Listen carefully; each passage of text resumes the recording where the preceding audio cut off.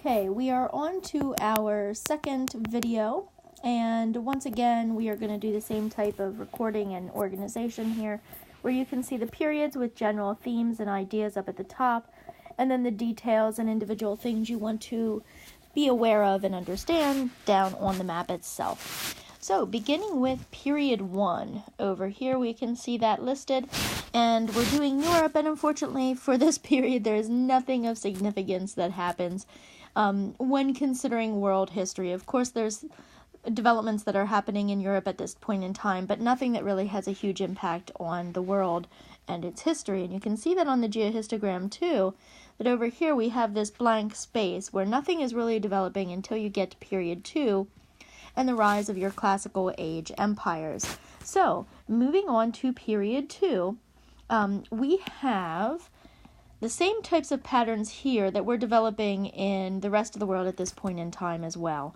So these are your classical age empires. You see a general increase in trade, as well as urbanization and therefore organization of societies. Now we have two huge empires that do develop in Europe, Southern Europe at this point in time, and both have a major impact on world history. The first is Greece, and some things you want to know about Greece.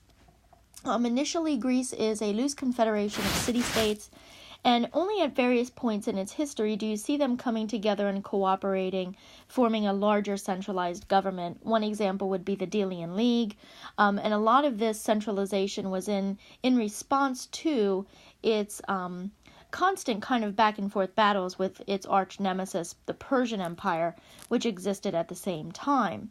Other things you want to know about Greece are a lot of the technological and cultural advancements that came out at this point in time.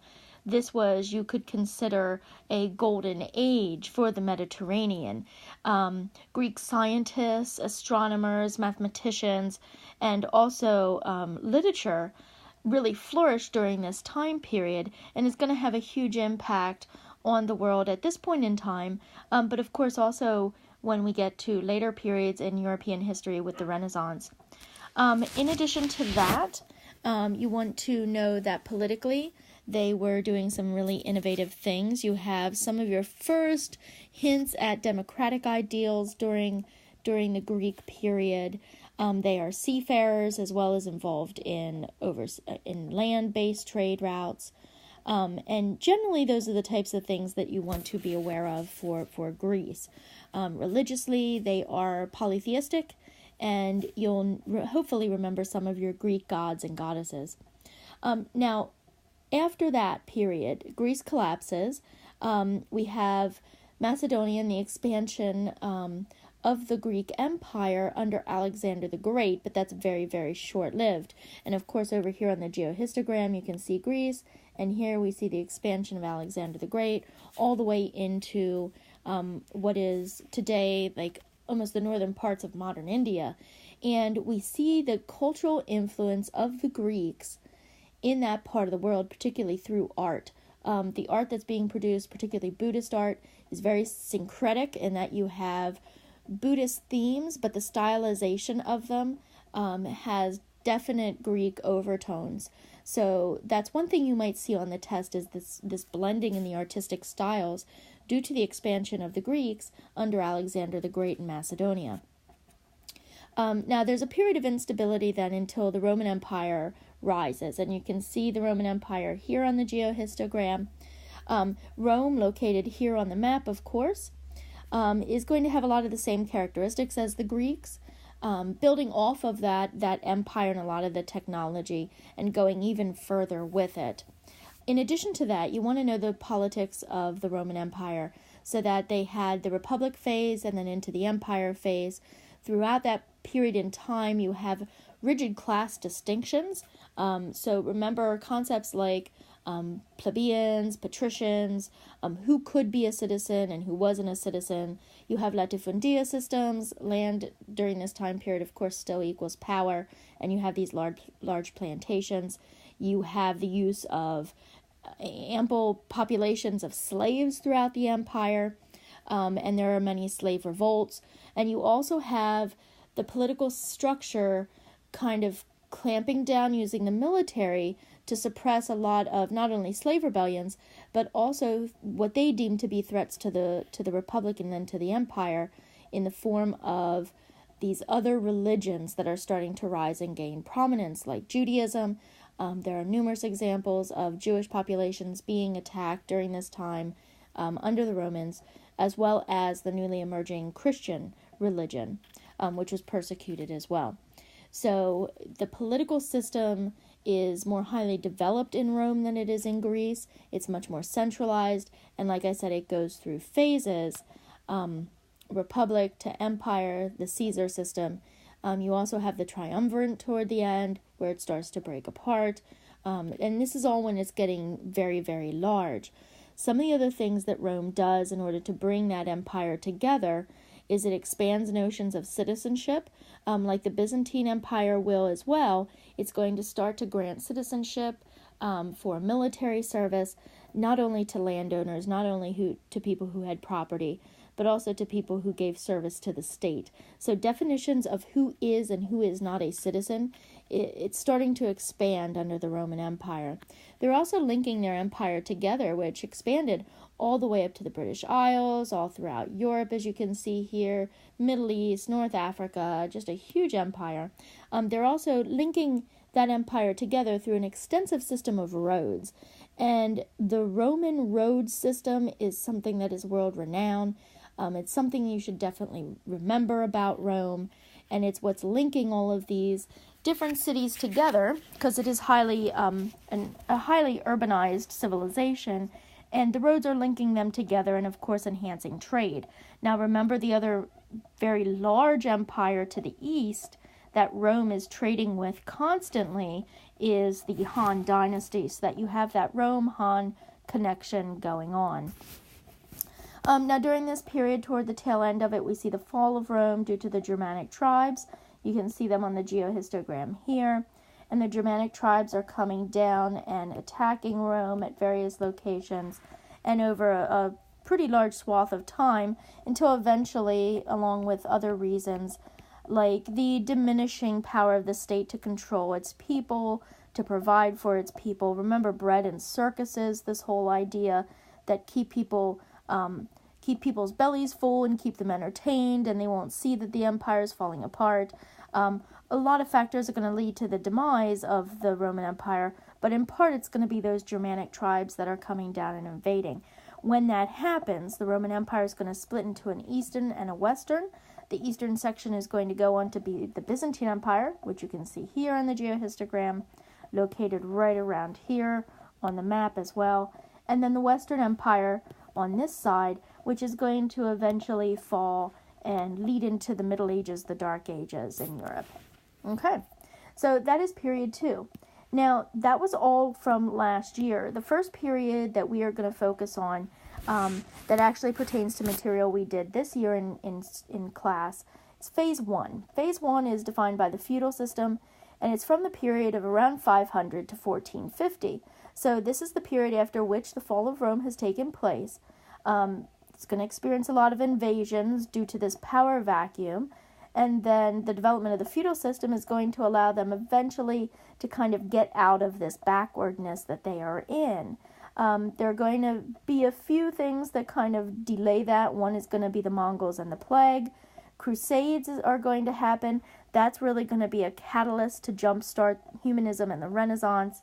And then finally, you're going to have the reemergence of solidified power structures, both in the form of religion and secular monarchs, and that all of that stability is going to lead to increasing trade, particularly in the north, where you have developed trade networks like the Hanseatic League. Okay, so that's just a brief overview of this period. Now let's look at it in greater detail. So the Roman Empire has fallen, and in that power vacuum, you have invasions of Western Europe from 3 different regions. So you have Arab invasions from the south coming up into Spain. That's what's going to launch the Spanish Golden Age. You have invasions from the east, the Magyars, which are semi-nomadic people from Eastern Europe. They are going to come in and invade. And then probably the most dramatic of the invasions are going to be the Viking invasions. They invade in multiple regions as well. So they go up to Iceland, actually found Iceland. Then they come down and they go over to the Americas and establish a few settlements there, but they're brief settlements. They don't have any longevity.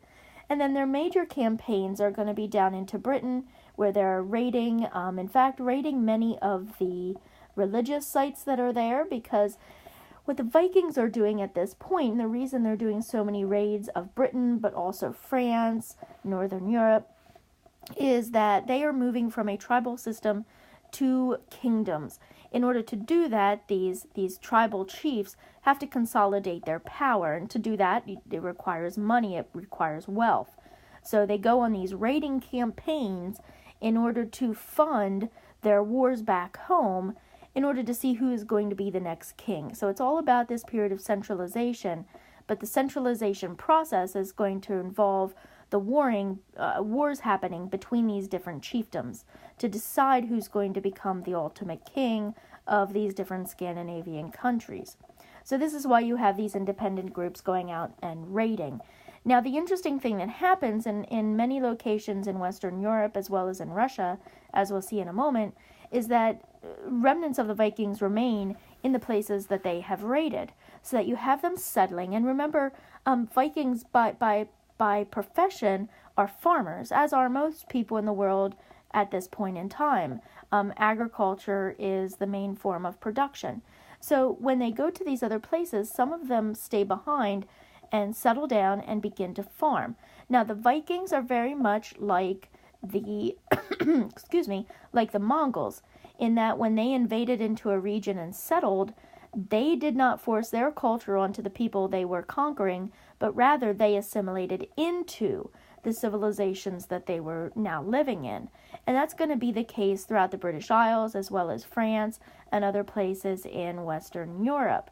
It's also going to be the case in Russia. Now we can see here that they go up and come down through Russia using the river systems. Of course, remember about the Vikings technologically. They had advanced shipbuilding skills and had developed a type of longboat that allowed you to travel in the open oceans as well as down rivers, and was easily transportable, so that you could actually have a group of men pick it up and carry it over land. So it was a major transportation and technological advancement, so that the Vikings are able to move all the way down into Kiev, which is in modern-day Ukraine, but they're establishing settlements all along the way. And they are credited with being some of the first to really establish cities, trading posts, and urbanization in this part of Russia. So their expansion down into Russia is going to lead to the first urbanization in that region. And they were referred to as the Rus when they arrived, and hence the name Russia today. It has Viking origins. Okay, after the Viking, Magyar, and Arab invasions, then we have a series of things happening that's going to stabilize Europe at this point in time. This is going to begin with feudalism. And what feudalism is going to do is that it's going to form relationships between people in every single village and kingdom. So that if you're a peasant, you have certain obligations to the knights, the lords, and then the king. But if you are a lord, you have obligations to both those that are above you and below you, and so on and so on and so on. So this system of mutual obligations from the king to the lord, to the knights, to the peasants, is going to offer some stability during this period of chaos that we come to know as the Dark Ages. So the relationships create the stability, and what's reinforced now during this period is something that was present during the Roman period and the Greek period, this whole idea that owning land equaled power. So while the relationships are mutual, they are not equal, and feudalism is highly exploitative of the lowest class, the peasants. Now eventually, remember, in feudalism, the peasants are going to be split into two separate groups. You have the original peasants who are tied to the land, and then you have another group once population really starts to boom and you no longer need that many people working the land. Those people are going to then be allowed to leave the manor, leave the fief, but still retain this status as being a peasant, and they'll be referred to as freemen. So it's this highly complex system of relationships, which is mutual but exploitative at the same time. In this system, who did you want to be? You wanted to be a lord. You wanted to be the king. You wanted to even be a knight. The one class that you did not want to be born into was, of course, the serfs, the peasants. So the feudal system, though, the big thing about that to really keep in mind is that it brings stability. It brings stability to Europe. Now, like I said, there are a few periods that kind of challenge that stability. One of them, of course, being the Crusades. And the Crusades were a series of wars that happened over a 200-year period by which Europeans are going down and attempting to retake the Holy Land. Now, remember just a few details about the about the Crusades. So the Crusades begin because the Byzantine Empire, located here, is being attacked by Muslims. This is the period of the Islamic Golden Age. So the Abbasid Caliphate and others are attacking the Ottoman Empire. The Ottoman Empire is going to reach out to Western Europe, its kings and its pope, and ask for help in defeating the Muslims. So the pope and the kings are going to start to send soldiers in a series of wars to the Middle East to, quote-unquote, help the Byzantine Empire. In fact, when they arrive in Byzantium, they sack cities. The other thing that they're doing along the way is attacking all of the Jewish sites that they can find. There's increasing anti-Semitism at this point in time. And even though temporarily they're able to gain control over certain places in the Holy Land, ultimately the Abbasids are able to keep them at bay, and they never are able to claim that territory for Christian Europe. Now, while they are unsuccessful in the Crusades in the Middle East, they are successful in pushing the Arabs back out of Spain. So that process is called the Reconquista. And if you remember, prior to this, when there was Muslim control of this part of Spain, we are talking about the Golden Age. So this is a period of intense tolerance, liberalism, when diverse groups are living together peacefully. When the Christians come and reconquer it, the Reconquista, this is when the Spanish Inquisition is going to be instituted, and they're going to seek out the false converts, and it's a period of extreme intolerance. You either converted to Christianity or you died. So while they are unsuccessful against the Arabs in the Middle East, they are successful in pushing them out of Spain. Now, these two locations, the Middle East and through the Crusades, and Spain through the Reconquista, is going to bring the Europeans into contact with what was at that point in time the most highly developed civilization in the entire world, the Islamic Caliphates. And through warfare, as well as the conquering of these territories, particularly Spain, they are going to come into contact with and gain a ton of knowledge from the Arabs. Some of the things they are going to gain: knowledge of mathematics and science, knowledge of agricultural systems and advancements. For example, the three-field system that the Arabs have been using, Europe is going to adopt. A new plow that the Arabs had been using, Europe is going to adopt. New irrigation systems, and it goes on and on and on and on and on. One of the most dramatic things, though, that they encounter, particularly in Spain, is that at the madrasas in Spain and elsewhere, there were scholars, Christian scholars, Jewish scholars, Islamic scholars, translating all of the original Greco-Roman texts with that extreme excess of scientific knowledge that they had accumulated in these books and these scrolls.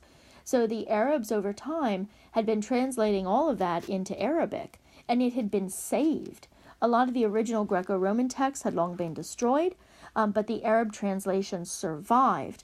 And when the Reconquista happens and the Crusades, all of that knowledge from the past, it is rediscovered, and you see a reawakening or a rebirth, renaissance, happening in Europe. So what really triggers humanism, this focus on humans again and man again as a proper subject of investigation, what actually leads to this advancement of humanism and the Renaissance it's actually the contact with the Arab civilizations. Europe realized how backward it was, and now you see Europe starting to claw its way out of the Dark Ages and kind of emerge once again, using this legacy of Greco-Roman knowledge and then Arab knowledge to kind of pull itself out of the Dark Ages. And we can see some of the impacts of the Crusades then on this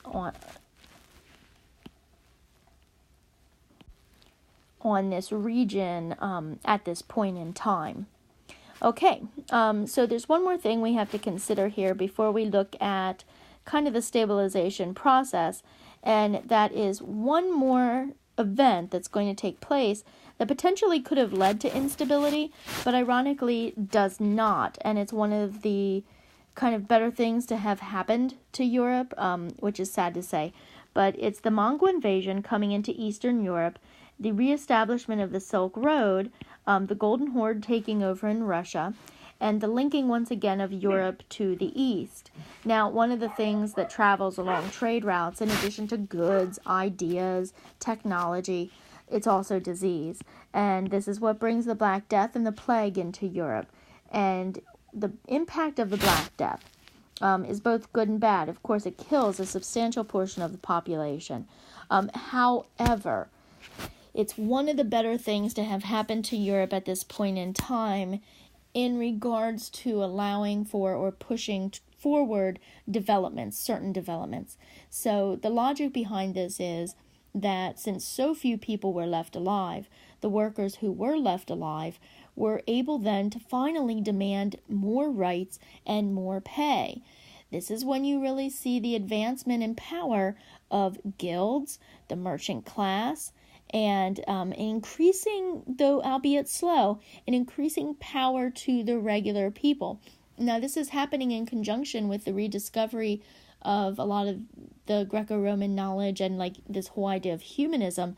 So what's interesting during this time period is that the power of the church is decreasing, and the power of initially the monarchs, but then guilds, the merchant class, and people is starting to rise as well. And so power to the people in guilds. Now remember though about guilds, they served a number of functions in Europe at this point in time. So as trade is coming back together, due particularly because of the Pax Mongolica, right? With the Mongols coming in and reestablishing trade, you have trade increasing all throughout Europe as well.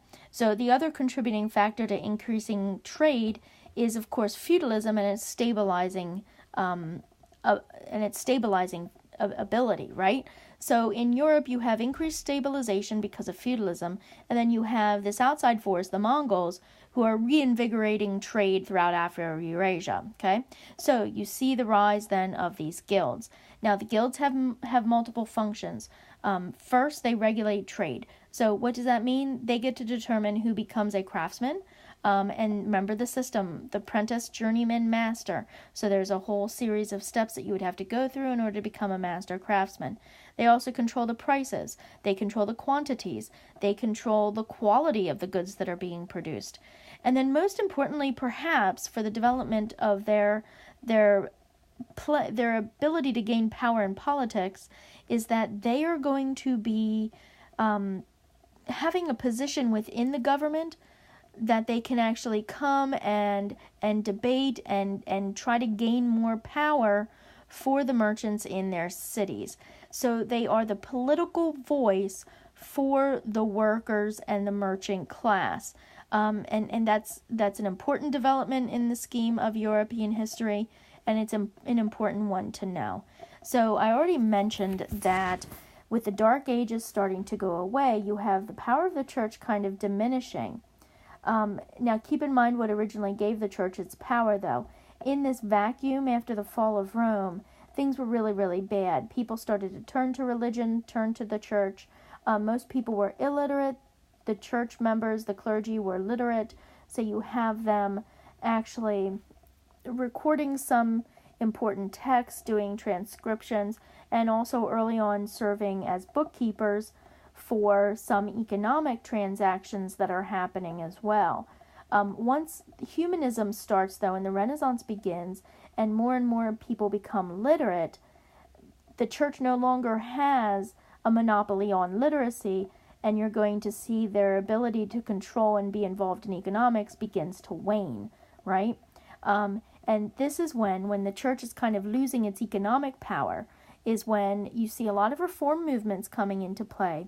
So, for example, the Protestant Reformation, Martin Luther nailing the 95 Theses, complaining about the indulgences, but you also see Poor Clares, you see Lutherans with the Protestant Reformation, you see all of these different smaller sects start to emerge that want to either go back to the early church, like Poor Clares, Dominicans, Franciscans, later the Jesuits, or completely break away from the Catholic Church, which are the Protestants, the Lutherans, the Calvinists, and people like that. So you see two things happening in regards to reforms, either a breaking away or a returning back to the early church. And in either case, a lot of those people are responding to what they see as corruption in the church because of its involvement in economics. And remember, early on, Christianity was very much against the accumulation of wealth. That changes over time gradually during this period, particularly with the rediscovery of Aristotelian logic, the logic of Aristotle, and that's picked up by individuals like St. Thomas Aquinas, and you see a lot of people from within the church starting to argue for things like a just price, and that you can have merchants who make a little bit of a profit, but it also benefits the buyer and the seller. So you're seeing the early acceptance of capitalism here, or just the rudimentary form of these kind of merchant-based exchanges. But for many people, that's why the church was becoming more and more corrupt, that involvement in economics. And this is what gives rise to all of those reforms. So early on it has power. When that power begins to wane, there are a lot of reform movements. And the in for the church was its monopoly on literacy, which once it loses that, then you see the power of guilds and other things beginning to rise. As a side note, the church using literacy as a way to get involved in economics is very similar to the Arab traders going into West Africa and serving as bookkeepers because of the written language they had, which was Arabic. All right, now as the church's power begins to wane and diminish, the power of the monarchs starts to grow, and that's because they are trying to assert themselves. The monarchs have always seen themselves as aligned with the church, but also competing with the power of the church. So they are actually going to do all that they can to diminish the power of the church in order to elevate themselves. One of the things that the monarchs do is that they gradually start to support the guilds and other merchant classes as a way to kind of solidify their power. And gradually they do increase their power over time, particularly through supporting guilds and some of the emerging merchant class. And keep in mind, though, that they are still very much connected to religion and the church. So they are ruling based on divine right, and these are absolute monarchs that are existing at this point in time in Europe. Who are some of our big people during this period? We have Clovis, we have Charlemagne, we have the Holy Roman Empire, as being some of our largest key things that are happening during this time period. There's a ton more we could say about this. Keep in mind some of the main things in the Renaissance, the rediscovery of linear perspective in art, change from the heretic scale to perspective, the use of oil paints as opposed to tempera paints. Remember, during the medieval period, the gold background, things like that. So there's a lot that we didn't get into here with the art. Also remember the difference between the Northern Renaissance and the Southern Renaissance. The Southern Renaissance being much more secular and kind of quote-unquote normal. The Northern Renaissance being further away and therefore having a lot of kind of weird things develop. And you might remember the art that we looked at for the Northern Renaissance. had a lot of very, very strange symbolism. If you look back at some of the presentations from that chapter, from that unit, you can see the Bosch, for example, and some of the others that we looked at. We also see a difference in the literature of the medieval period to the Renaissance, so that during the medieval period, usually the stories were about kings and or church figures, and it was often written in Latin. The transition we're going to see once humanism and the Renaissance hits Europe, though, is that things are going to begin to be written in the vernacular. Remember what a vernacular is. It's the common language of the people. And then in addition to that, it's also going to be the subject matter is also going to be like regular people and their feelings. You see that in the art as well. The best example we have was the Bean Eater. So remember all of that we did earlier in the school year. We did a section on architecture as well. The medieval architecture being all about safety and security, narrow windows, huge stone, thick walls. And once we get to the Renaissance, we start to see the architecture opening up, stained glass windows, the flying buttresses, architecture, and unfortunately, there's very much like Notre Dame Cathedral, which much of that is saved and remains, but it's that type of architecture that develops during the Renaissance. And you can see through the art, the architecture, and the literature that there is this reawakening, this stability is being gained, and that's what's really going to start to transform Europe at this point in time.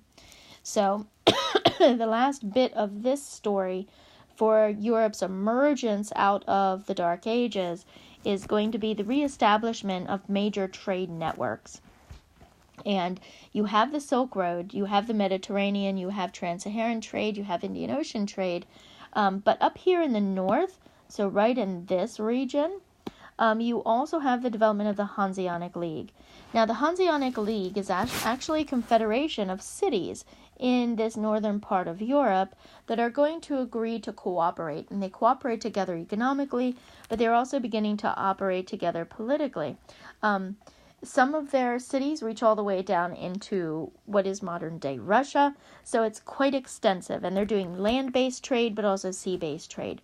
Now, the thing that is very similar to this, a comparison that can be made, is to the Swahili city-states, which neither of them is an empire, neither of them is centralized. All of the cities still maintain political autonomy, and yet they're operating together economically in order to compete with large empires that are trading along these major trade routes. So it's an interesting exception to what is generally the case, that you have trade systems between huge empires. You have trade diasporas operating along those trade systems.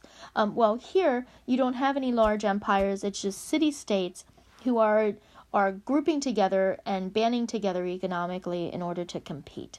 So, fascinating thing developing there in Europe. So over here, we can kind of map out what we just did on our geohistogram. What we see is the invasion of the Vikings, right? And the reaction to that is the development of feudalism. We also see the impact of the Crusades and the plague. The Crusades bringing in a lot of that knowledge from the Arab world and helping to push Europe out of the Dark Ages. And then the plague killing off a good portion of the population, and yet allowing for a demand of greater rights from those who are left behind. And then finally, Renaissance and humanism developing. Okay, now, period 2 is one of our, by far, most significant periods. And the reason being is that this is one of those major turning points in all of world history. We can see it over here, marked in all caps, and it's the Age of Exploration. Now, this phase 2, the phase of exploration, I've broken this down a little bit differently from AP. I'm making this period go from 1450 to 1650, and you'll see why in a little bit. The English Civil War actually begins in the late 1600s, and I want that to fall better with our revolution period than with the exploration period. So important things to remember about phase 2 of this period in Europeans' history. 1453 goes without saying. Fall of Constantinople, you can see it down here on this map as well. And the Ottoman Empire is going to cut Europe off from the Silk trade routes. They're going to try to look for a way to circumvent and go around the Arab control using sea-based trade routes, and it is going to take them around the tip of Africa into the Indian Ocean, introducing it to a whole host of new things along the way, or into the Atlantic Ocean and leading to the eventual discovery of the Americas. So some big key concepts that we have mercantilism, and this whole idea of, do you focus on finding gold or do you focus on production? We have a ton of new commercial infrastructures developing as the trade networks throughout the world just completely change. The game is changing at this point, and some people are keeping up with that game, other people are falling behind. You also have hands down, the largest transference of plant, animal, and pathogens in all of world history, the Columbian Exchange. You have the beginnings of European colonialism, which will continue to dominate the world until just very recently.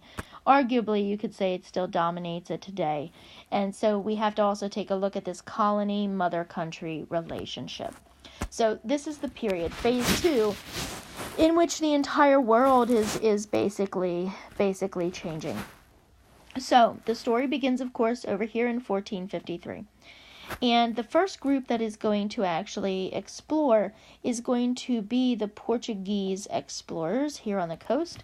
It makes sense they're going to be among the first to explore because the Iberian Peninsula, which is this entire area here, juts out into the water, so it makes sense that they're going to be seafarers. They are going to explore mainly down the coast, hitting Africa and going beyond into the Indian Ocean. Eventually, they will get into the Indian Ocean and try to dominate it. We will talk about that on the other map. They will be followed shortly thereafter by the Spanish colonizers, who are going to go predominantly to the Americas by crossing the Atlantic. After them, we are going to see the Dutch begin to colonize. And they are going to be followed by the French, and then finally the British. Now, a few things to point out about these is that the Spanish and the Portuguese, who are among the first to colonize, they are going to use a form of mercantilism that focuses on finding gold and silver, both Portugal and Spain. Eventually, this is going to lead to their demise because of their lack of focus on production, and the problem becomes when you focus on gold and silver, that eventually that gold and silver is going to dry up, and then you are left with nothing. So what we see here is a split in these early colonizers between the first series, Portugal and Spain, who's going to focus on gold and silver, and the second phase, the Dutch, the French, and the Brits, who are going to also practice mercantilism, but combine that with commercial infrastructures and production. So the Dutch are the first to have commercial infrastructures. They are going to develop an advanced banking system where they are converting money for various groups of people. They're shipbuilders as well. They're going to be building the ships for Spain, among other places. What this is doing, though, keep in mind, is if you're Spain or Portugal, you're slowly giving up control over a lot of your economics to places like the Netherlands. In addition, the Netherlands is going to develop our first insurance, our first stock exchange, and I could go on and on and on and on and on.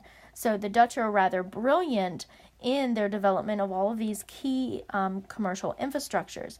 They also developed some of the first joint stock companies, the Dutch East India Company being the first. So the Dutch are remarkable in their expansion of these commercial infrastructures. The Dutch have great success in not necessarily the Americas, but in Indonesia, Southeast Asia, and then particularly in China and Japan. And China and Japan are, as we'll see later, going to be isolating. And the reason they're going to still allow the Dutch to come in is because the Dutch are not concerned about conversion. all of the other places, they're going to have ideas of what they want to do, their relationship with the natives, what they want to do to change the natives.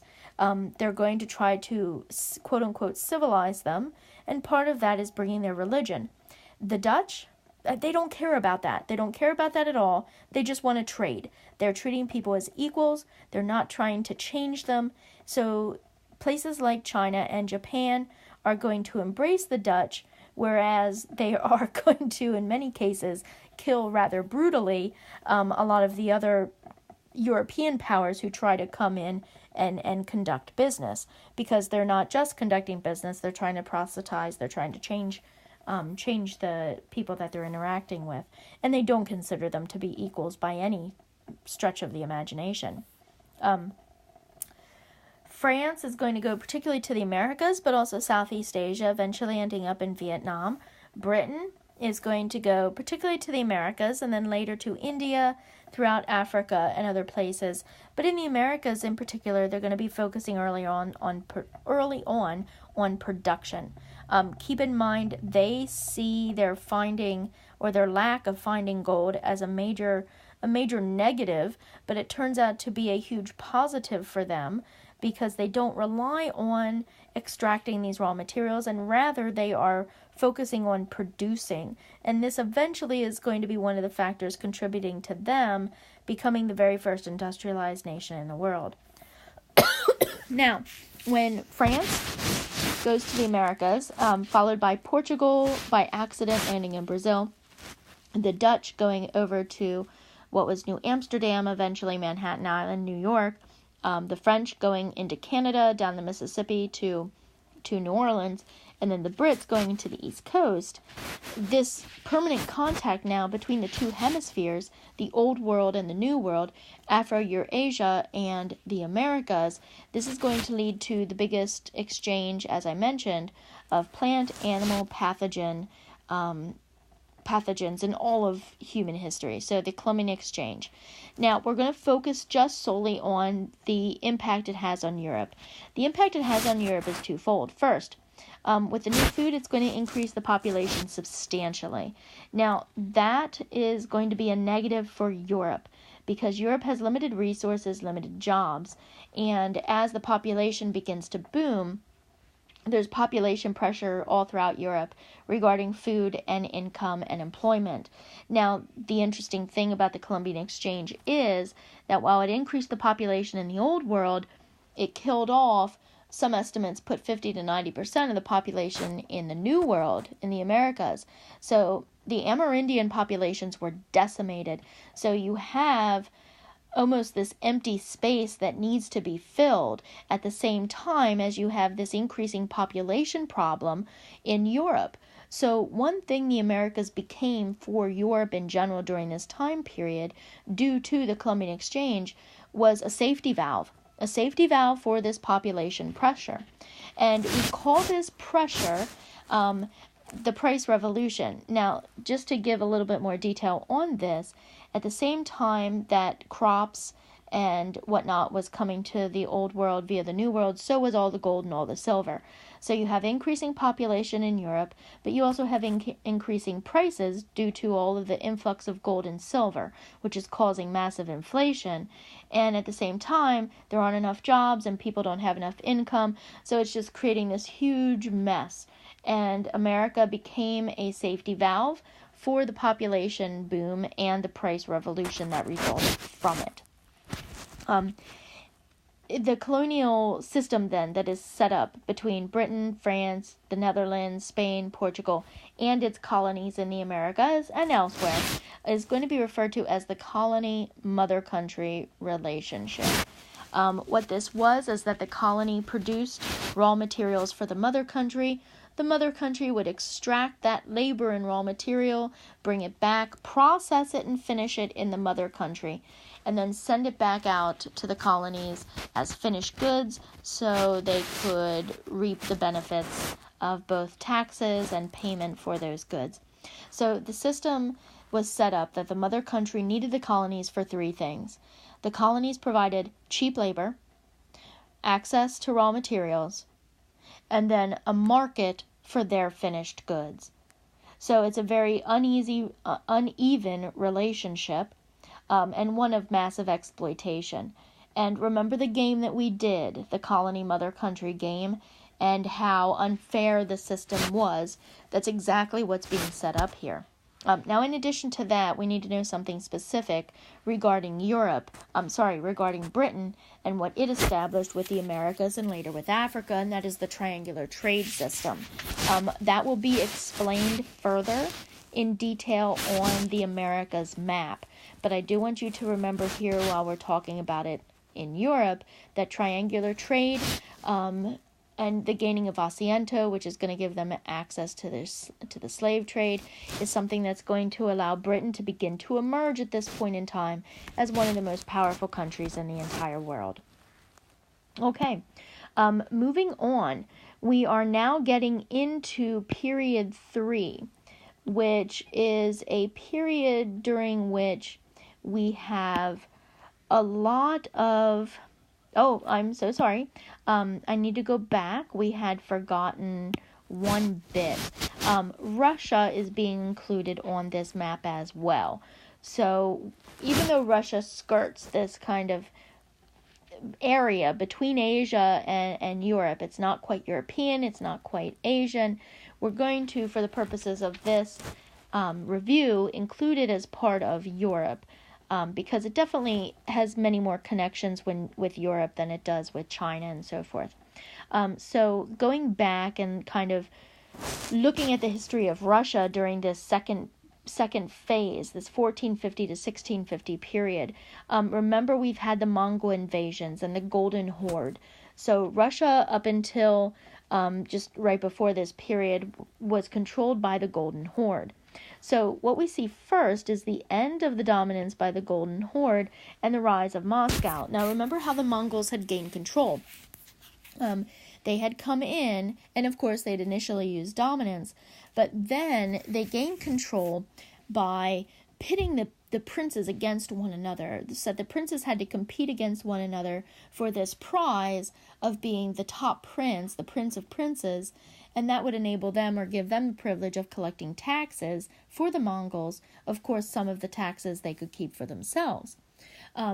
Now, this was a brilliant strategy on the part of the Mongols because it's that entire divide and rule mentality, which is later going to be picked up and used by Europeans during the colonial process as well. But with the help of individuals like Vladimir, Ivan the Terrible, some of our early Russian leaders, we're going to see them emerging out of this period during which they're controlled by the Golden Horde.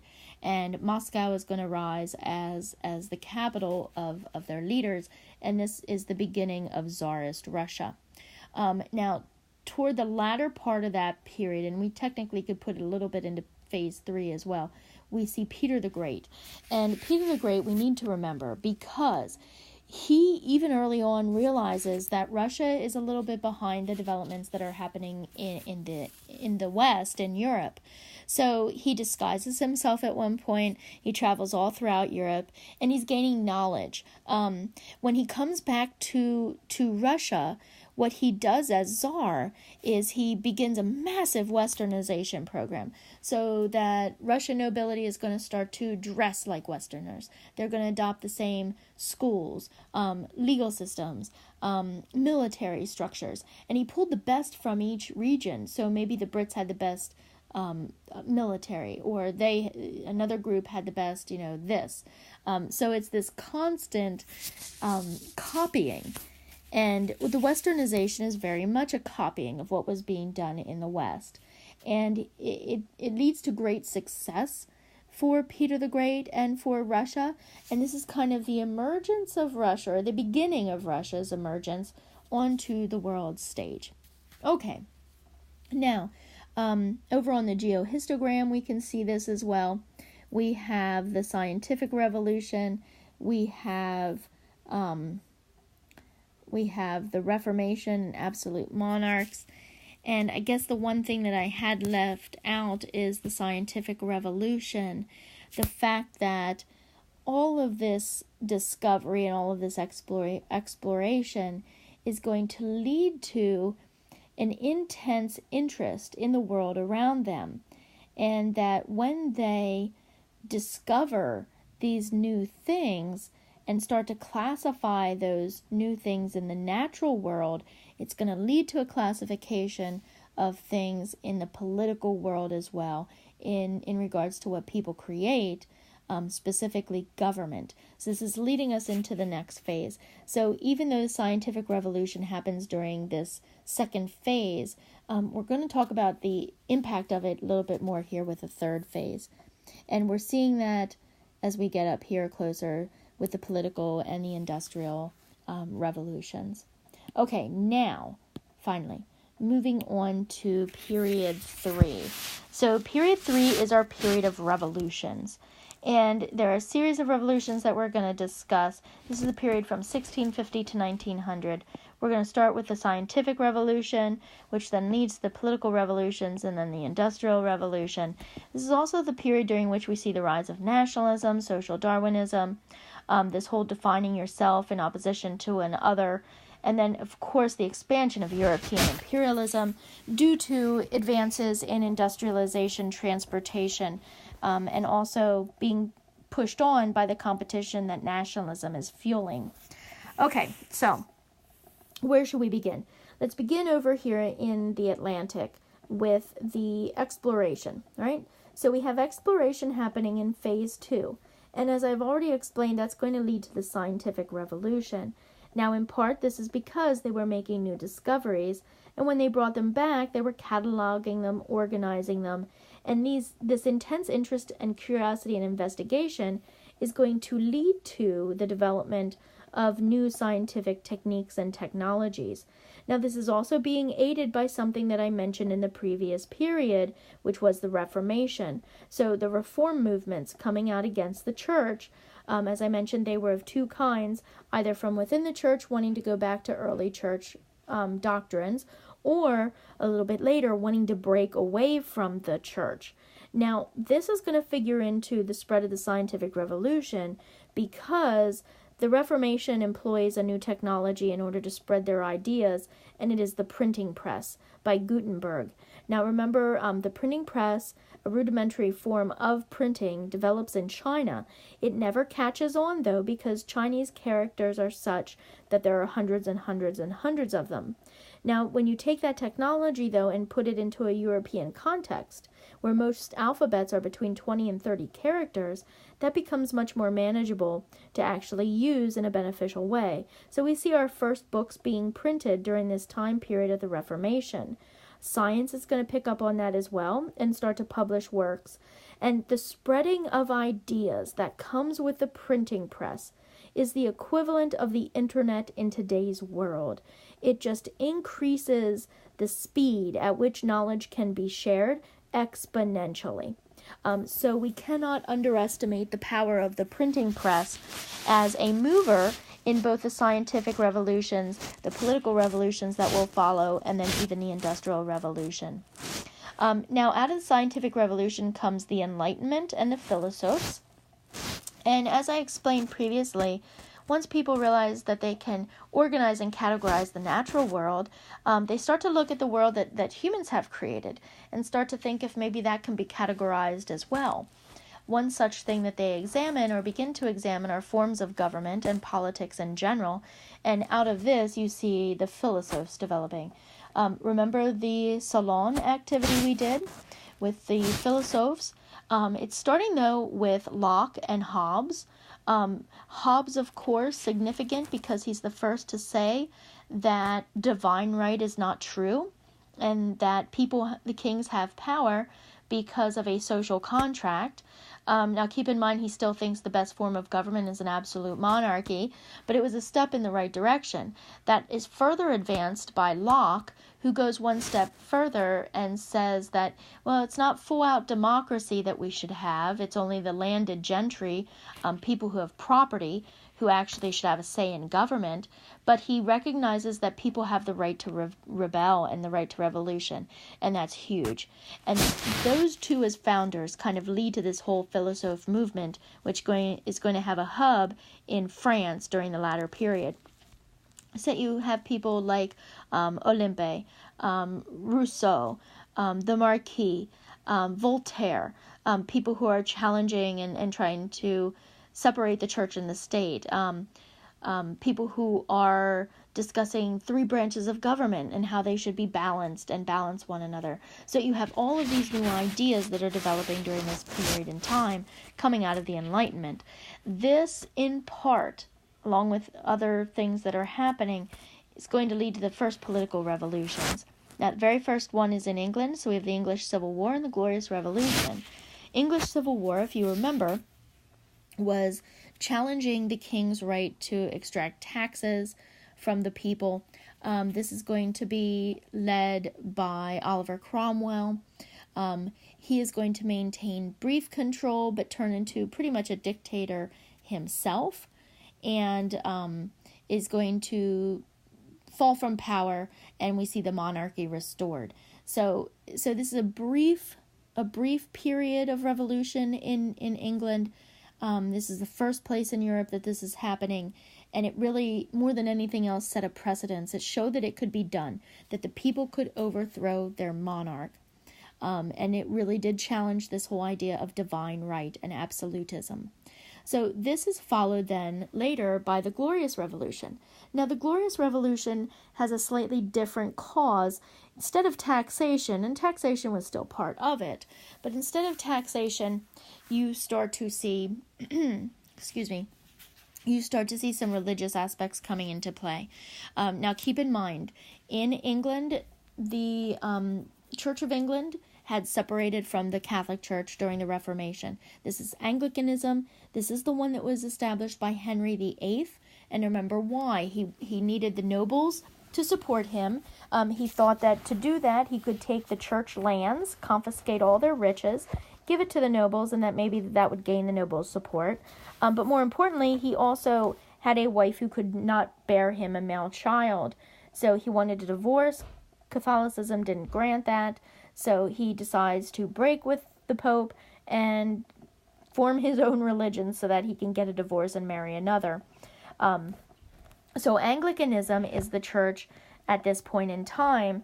It's a form of Protestantism. We do not have Catholicism. So you want to remember about the English Civil War that the impetus behind, the English Glorious Revolution, is that the impetus behind it was more religion.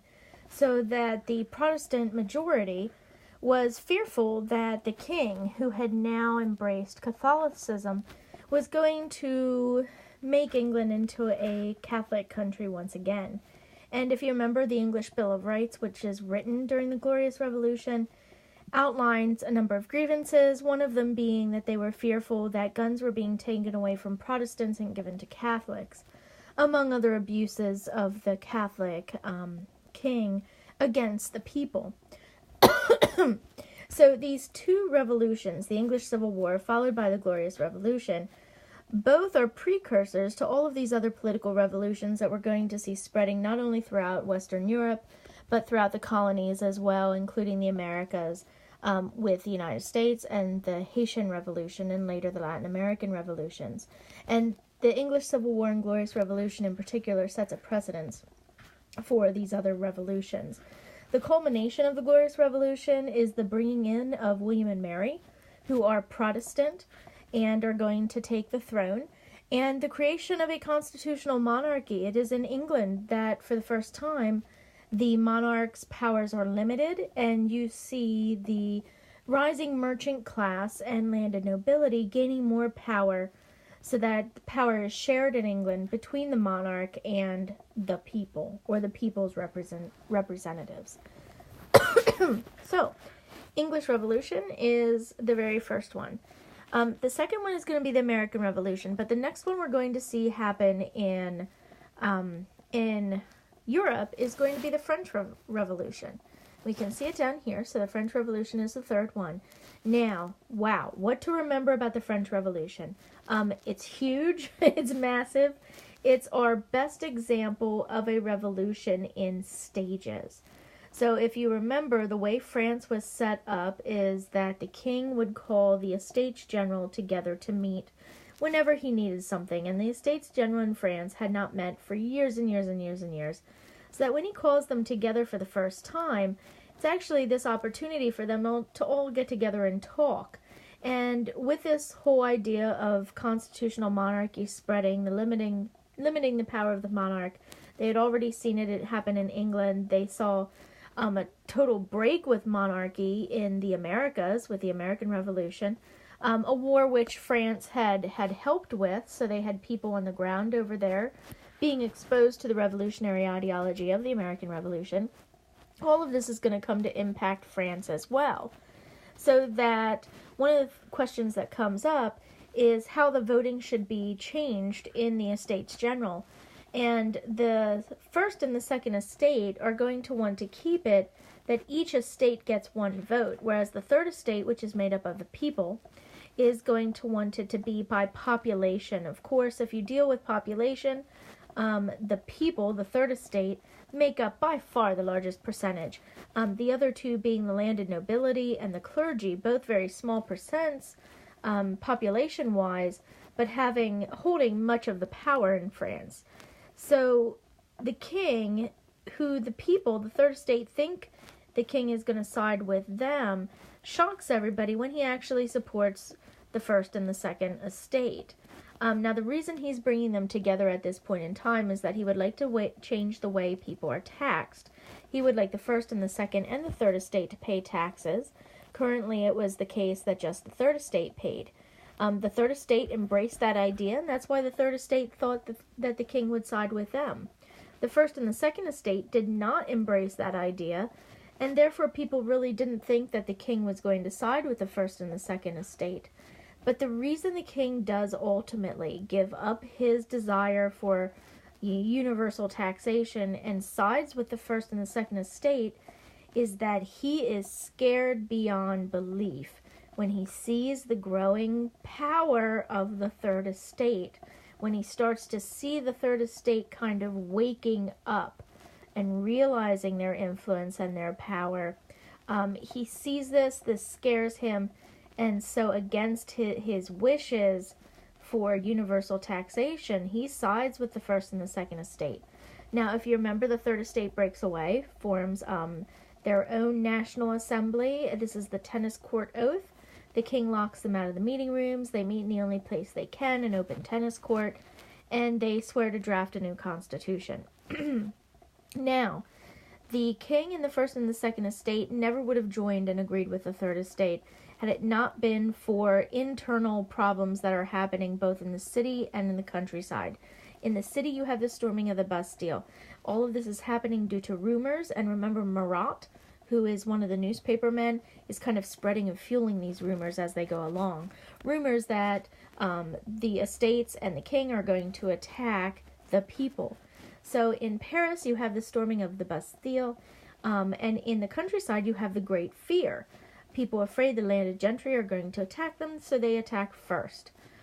So it's chaos everywhere, and because of this chaos, you see the first, the second estate, and the king siding with and agreeing with the third estate and allowing for the creation of a constitutional monarchy. So the constitutional monarchy that is created is kind of the first phase of the revolution, and it's a moderate phase, so that you don't have full-blown democracy. You're having one step closer to it, the constitutional monarchy, something similar to what was created in England. Some of the rights, voting rights expand. We see an increase in the ability of the common people to break the bonds of feudalism. So you see the abolishment or this dismantling of a lot of the feudal privileges that landed gentry had, as well as the clergy. Everyone has to pay taxes. So you see some changes in this first wave. But then France is going to face problems from the outside, and anytime there is a stress, both internally and externally, you're going to see a change in France with the revolution. So what happens is that other nations throughout Europe hear about what is happening in France. They heard about the Glorious Revolution, they heard about the American Revolution. Now it's happening on the continental part of Europe in France, and they are getting scared. So Prussia, they're going to band together, these other countries, and they're going to start to attack France. France, now faced with this external threat, as well as internal debates going on, you're going to see people moving toward a more radical phase. So the radical phase of the revolution is going to be the result of internal, but more so external pressures in the form of the rest of Europe now ganging up on France. So what we have happen next is the abolishment of the National Assembly, and we're going to be moving toward the Republic. We're going to have a new constitution, the second constitution. This is the one that frees slaves, makes universal male suffrage. So you see some really radical changes during the second phase of the revolution, the radical phase, and the Republic. So this is full-blown democracy. You have voting rights, as I explained, being expanded, and the end of slavery, all of these radical changes.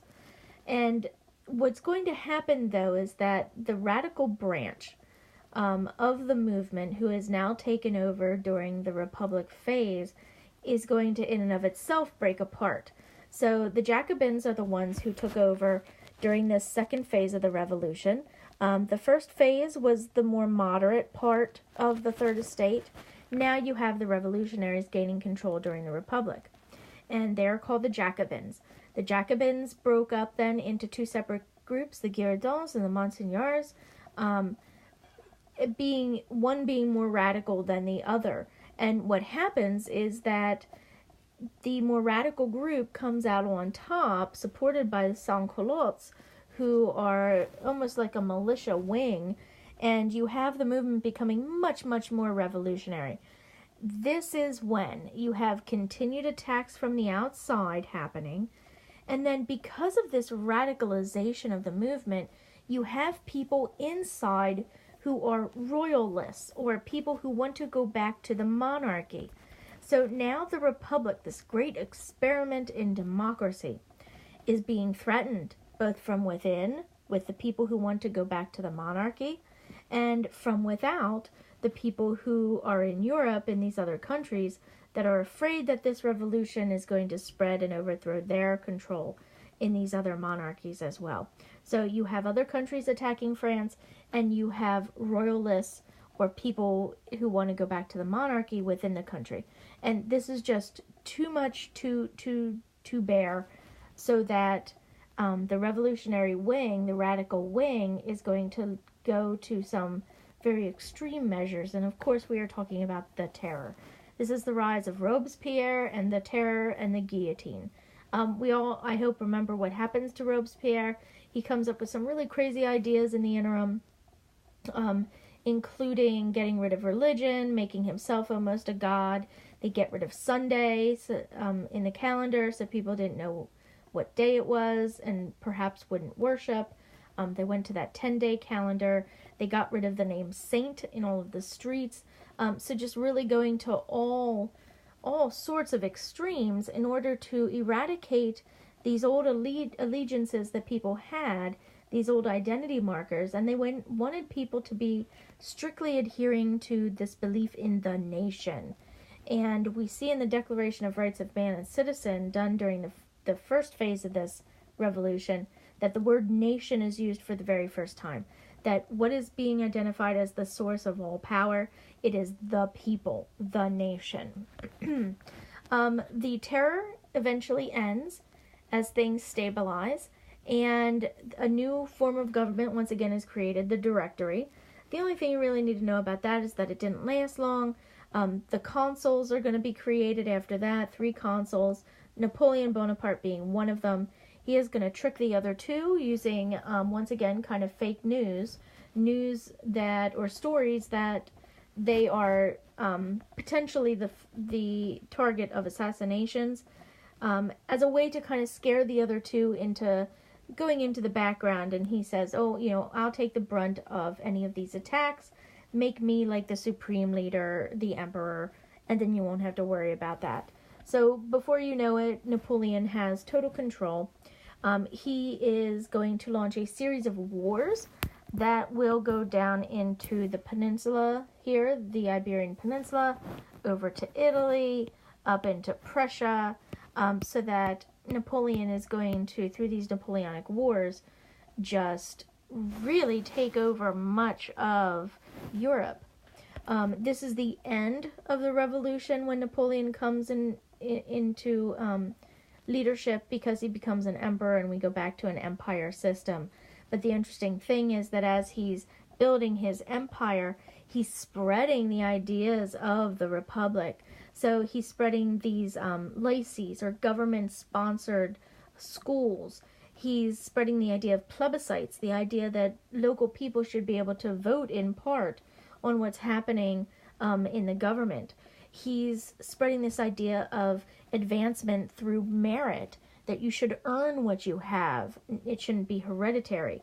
Now, of course, he goes against his own teachings, though, and institutes some of his own relatives in key positions throughout his empire. But the ideology he's spreading is that revolutionary liberal ideology that's coming out of the French Revolution, even though for all intents and purposes the revolution has ended because it is now an empire system. Keep in mind the fighting that he engages in, particularly in the Iberian Peninsula, is extremely harsh. This is where we looked at the artwork, the sketches of Goya, and saw the extreme fighting. You might remember the man impaled on the branch, right? That was taking place at that point in time, and just realizing that the people are going to fight back so fiercely against this, because Napoleon is actually spreading the seeds of his own destruction. He's spreading this idea of the nation and people having independence, right? And yet he's going and conquering. So as he's conquering regions, they're embracing this idea of independent nations and are using that against Napoleon to kind of fight back and say, hey, if you truly believe in this ideology, then we deserve to have independence and not be part of your empire. So it was a double-edged sword what Napoleon was doing. Eventually he will be defeated by the neighboring countries in Europe, who are desperate to stop his revolution from continuing and spreading these revolutionary ideas. He is sequestered on an island. He escapes, comes back, and actually has the military join him for a while. Eventually defeated once again at Waterloo, and then sent to an island that is further away, and that's where he dies. After his death, though, he comes back and is a national hero. So a very complicated life, very complicated person. Now, the other thing that he did, though, before being captured the first time was, and probably his biggest mistake, was that he pushed too far and tried to overexpand too far. And of course, we're talking about his expansion into Russia. And what happens is that the Russians were using scorched earth policy, this idea of, not surrendering, but fleeing an area and withdrawing further and further into your country. And you're burning the supplies you're leaving behind as you go along.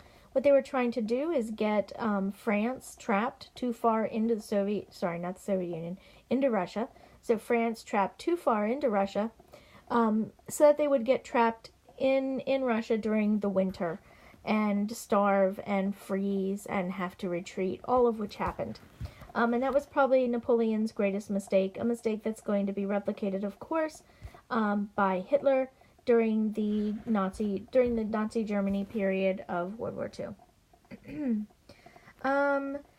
Outside of that, I think we're good for the French Revolution. There are a lot more details. You don't need to know any of those details beyond that. Now, what we also see happening during this period is some expansion on the part of Russia. And if we look over here, we can see that Catherine the Great is going to come into power, and she is going to be expanding Russia quite dramatically.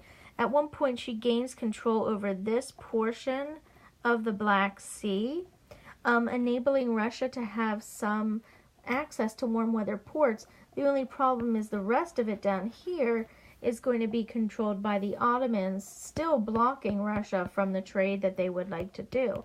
This, of course, is setting up, though, under Catherine the Great, the future conflict that will be the Crimean War between the Ottomans and the Russians.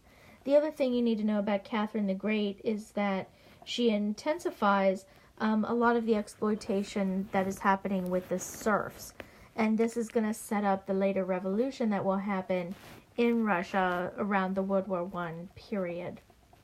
Okay, now another thing that we see happening is the Industrial Revolution during this time period. And the Industrial Revolution, which we can see here, is kind of the last step in our chain of exploration to the Scientific Revolution, to the Enlightenment, to the political revolutions, to the Industrial Revolution. And the question becomes, why did this happen in England first? Why not China? And why did this happen in the 1700s and the 1800s? And why not earlier or later? So why England, in part, is due to a combination of factors.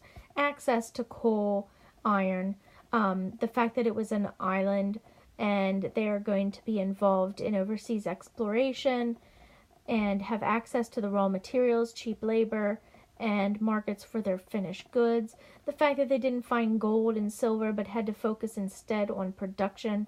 The fact that Adam Smith was born there and had written his work there. Noticing the early beginnings of capitalism, and then once his work spread, government started to embrace a lot of his ideas, as did the joint stock companies and other rising merchants within England. Why not China? A lot of it had to do with the fact that China had no overseas colonies. China had isolated. China was getting trapped by that high equilibrium that it was embracing. Huge population, but nowhere to put it since they hadn't expanded overseas. They were advancing technologically, but all of the benefits from the advancements in technology were being eaten up by the increase in population. So we have England emerging more so because of a combination of lucky things happening at that point in time. Scientific revolution, we could go on and on. You might want to take a look at that chart that we had done earlier in the school year. It gives you a very good overview of all of those key things, but it comes down to those few things that I had mentioned as being really, really crucial movers in answering this question of why England and why not China, why not someplace else. But we ask particularly why not China, because China, more so than any other place in the world at that point, was poised to actually invent the Industrial Revolution. They also, like England, had a cottage industry that had developed. This idea that a merchant would buy raw materials, but then actually give it out to people, farmers, in the communities nearby, who in the evening or during the winter when they could not farm, could do this as a supplemental income. He would then pick up the finished works, take it to market and sell it, keep a handsome profit himself, and pay the farmers a wage labor. So this is the beginning of a factory system without the factories. And instead of the people going to the factories to work, the raw materials and the tools come to the people's homes. So that's the putting out industry or the cottage industry. Both China and Britain had this.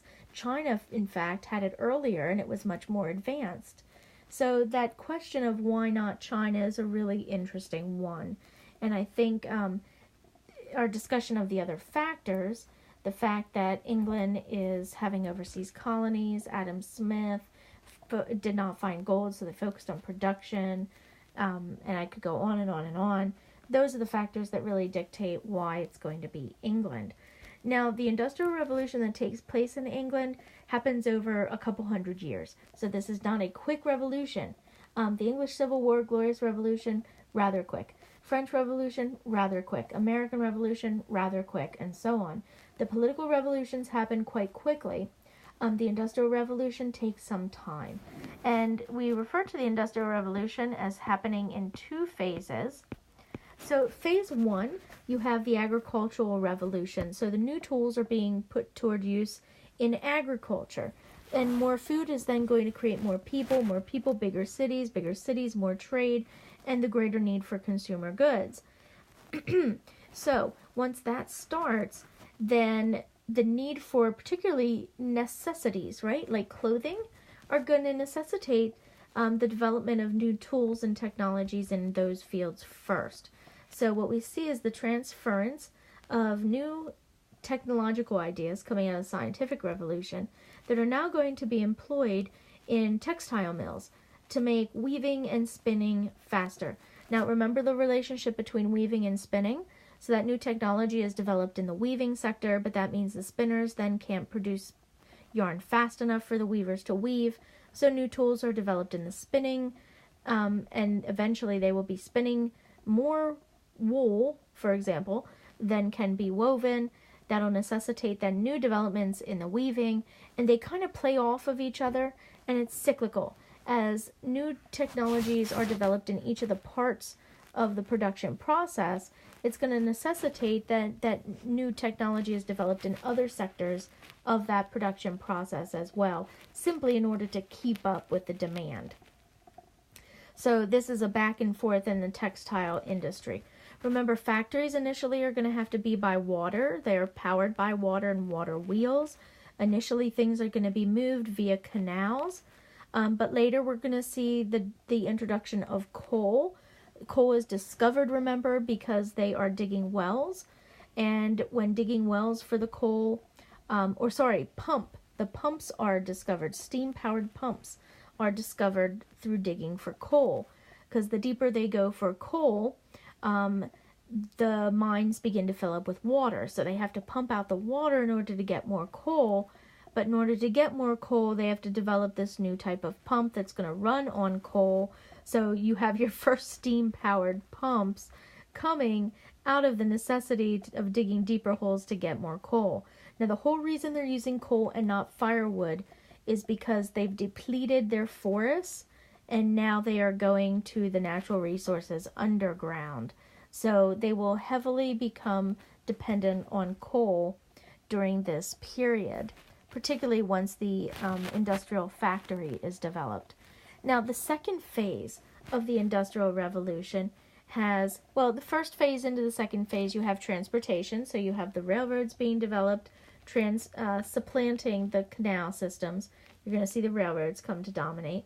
And then eventually with the second phase, with the steel production increasing, you're going to see railroads and steamships becoming much more powerful, being able to travel longer distances much more quickly than previously possible. With the advent of steel, you're also going to see a change and transformation in cities. Cities are going to be able to grow up instead of out. So you have your first skyscrapers. Another important part of the second phase of the Industrial Revolution, of course, is the chemical phase. We have chemical fertilizers being introduced for the first time. We have plastics being produced. And most importantly, we have medicines and other things that can be used for health, including sanitation in cities. So all of these things come out of the Industrial Revolution. And keep in mind, similar to what happened during the Scientific Revolution, where the printing press enables the sharing of ideas and you have a community of scientists, we see a similar thing happening during the Industrial Revolution, that ideas now begin to spread as they are published and shared throughout. So that we start to see during the latter phases of the Industrial Revolution two up-and-comers, two countries that are trying to challenge Britain for supremacy, and those are America and Germany. Later, they will be followed as well by Russia and by Japan. Now, as industrial capitalism is developing, we're seeing a lot of interesting things happen. So, capitalism starts to really be thought of in contrast to Marxism and communism. So, just to quickly go through the basics of capitalism versus Marxism. In capitalism, remember Adam Smith, his whole idea is that the goal of a capitalist is to make profit. In order to do that, they need to try to be the best. And so there is a great emphasis on being the most efficient, being faster and cheaper. That way you can sell more products, make more profit. And there's also a focus on innovation. So these are the good things that come out of capitalism. There's also greater efficiency because of job specialization or specialization within production. And Adam Smith talks about 3 phases of that. The first is local within one business. His example is a pin manufacturing plant. One person makes the tip of the pin, the other makes the head of the pin, yet another person attaches the point to the actual head, so that it's broken up into different stages. You as a worker only do one part of the entire process. You specialize in it, and therefore you become faster and more efficient, increasing efficiency across the board if you were to compare that to somebody making one pin from beginning to end themselves. So that's specialization within one job. Then on an intermediate level, or the state or country level, Adam Smith identified a second level of specialization, which is specialization between different industries within one country. So his example was the weaver and the farmer. Farmers should just farm and then buy their clothing from weavers. Weavers should simply weave and buy their food from farmers. That way, farmers don't have to make their own clothing and farm, and vice versa. Weavers don't have to make clothing and grow their own food. So specialization between industries within one country. And then the final level of specialization that Adam Smith remarks on in Wealth of Nations, his famous book, is this whole idea of specialization between countries. That he starts to see that certain countries are better at certain things, and he envisions a future where countries will specialize in producing goods. And what he does here with capitalism is he reverses the mercantilist mentality. With mercantilism, and we'll talk about this on another one as well, with mercantilism, the whole idea is that you export more than you import because you're trying to hoard as much of the gold as possible. With capitalism, Adam Smith is saying that that's a mistake, and that actually the buyer and the seller benefit from trade, and you should try to achieve a trade balance where you're buying things from other countries where they can produce it more efficiently, and you're specializing in something else that you can produce quite efficiently, so that everybody within the world becomes specialized in a certain thing. So this is a really brilliant take on how economics should work. And the benefits of this, of course, are efficiency and increased innovation. Now, the downside is that he believes in laissez-faire capitalism. Laissez-faire is hands-off, no government regulation, or I should say very little government regulation. He does recognize certain areas that the government does need to step in and take control of. But for the most part, he's very much hands-off. The market will regulate itself through supply and demand, this invisible hand behind the system. Part of this, and then along with the whole idea that a capitalist goal is profit, to make as much profit as possible, we see a lot of exploitation. And here comes Karl Marx.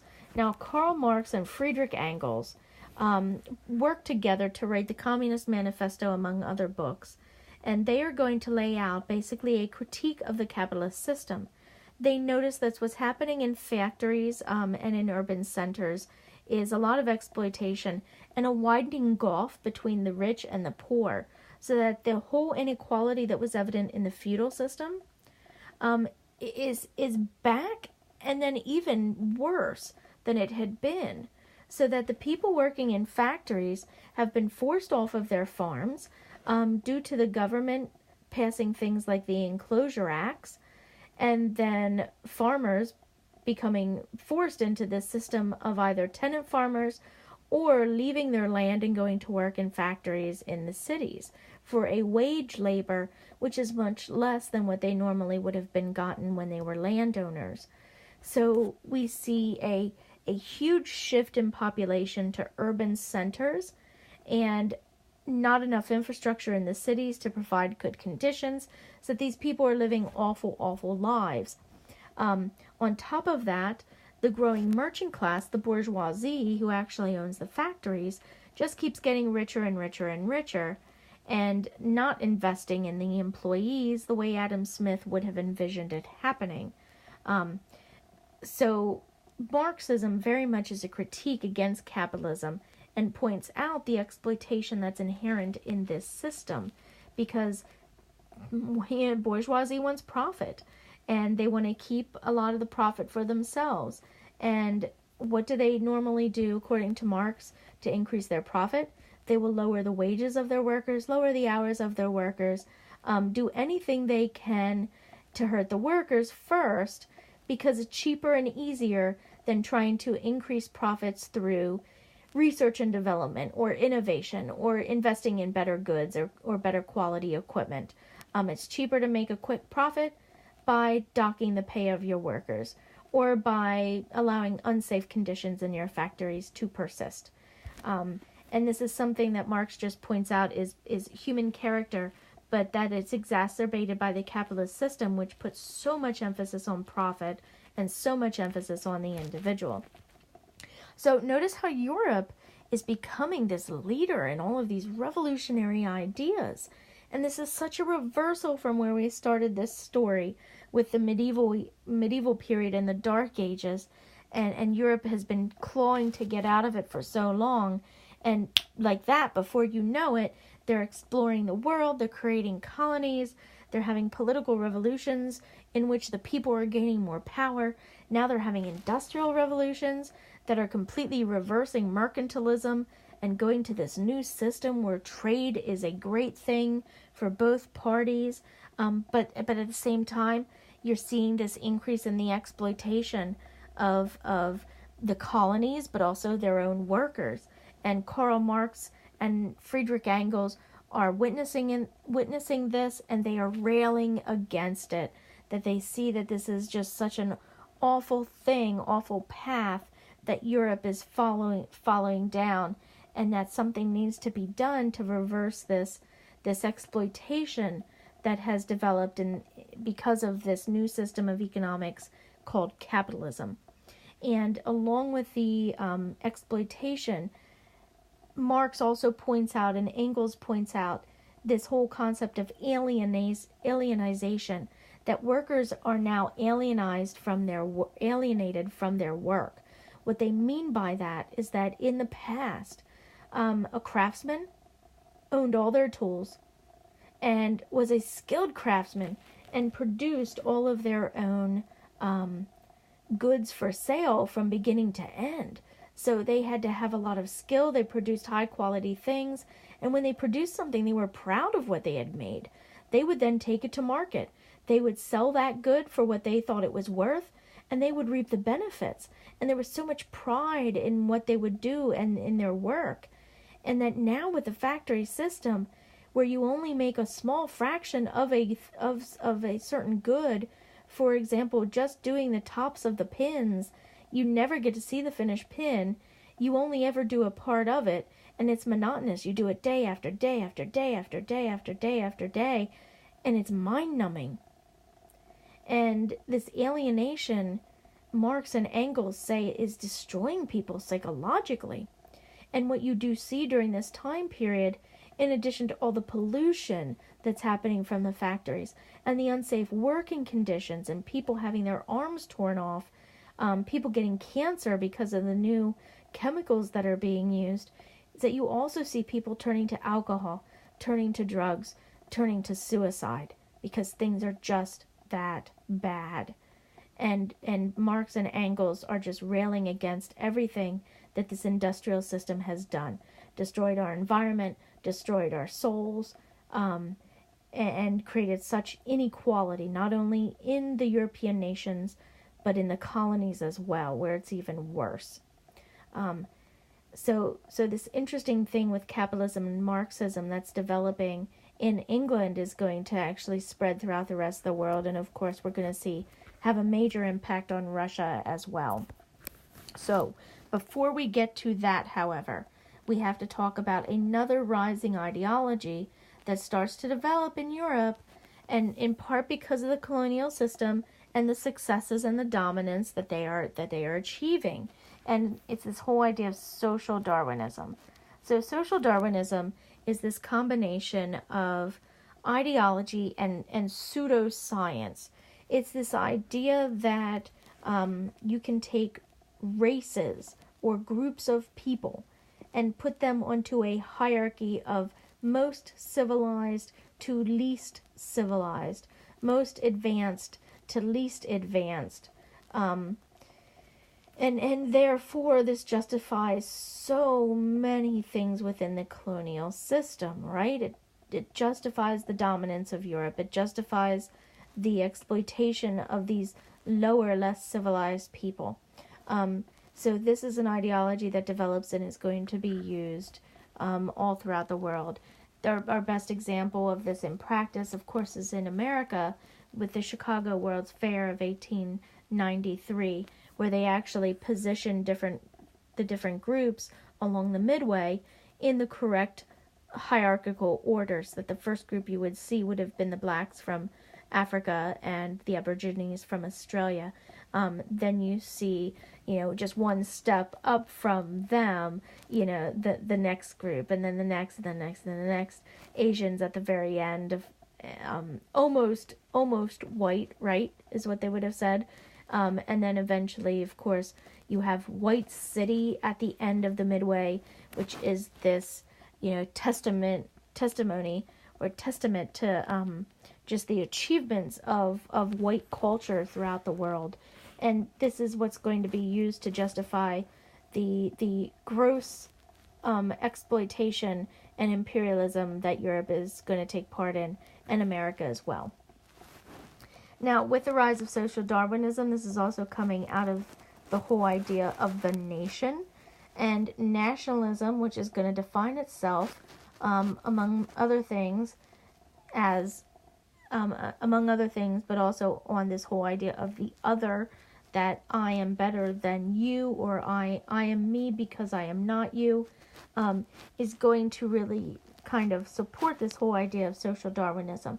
I'm not going to go through the nationalist chart, but you do want to know the people for your nationalist chart.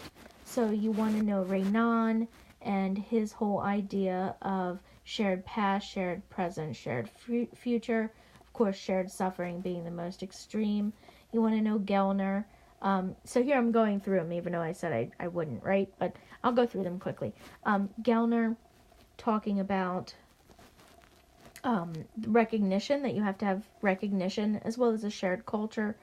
Brayley's most important point are the three forms of national development. You have national unification. Our examples were German unification, Italian unification, Zionism, America, of course, over in the United States. Zionism being unique because it was the unification of a Jewish community without a physical territory. Remember Herzl, he's going to be the founder of Judaism. And remember Dreyfus, who is going to be the Jewish individual on trial that is going to kind of wake Herzl up to this fact that, wow, maybe Jews need a homeland to go along with the community. So they need to have a nation or a state to go along with their nation. So Zionism is one of the interesting unification processes that's going on during this nationalist period. But so is the German unification and Italian unification, which are both examples of typical unification processes by which they're going to have one region kind of rise up as the preeminent. It's going to be Piedmont, Sardinia in Italy, and Prussia over Austria up in Germany. So this is a commonality, that you have one region that kind of all the other regions unify around. In both cases, you're also going to see the use of plebiscites, or regions voting to join that larger region. You also see them in both cases going to be playing off of alliances. So during this time, Europe is at constant warfare, and you're going to be siding with one person in order to get what you want, and then the next war you might be fighting that person that originally had been your ally. So alliances are going to be used to play countries off of one another in order to gain a unified state. But then we do see some differences. For example, in the Italian unification process, we see secret societies, young Italy, forming. We also see the use of militias with the brown shirts. Brown shirts or red shirts? You'll want to double check me on this. I've been doing this for too long that my brain is kind of going numb.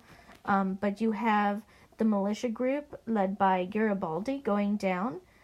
So you have Garibaldi, you have Mazzini, you have some of these really amazing political figures in Italy who are using militias, secret societies to kind of unify Italy together. Whereas in Germany, you have other things happening. The Grimm brothers kind of building a cultural unification before you have the political unification. Germany also has the Zollverein, so you have this economic union before you have the political union.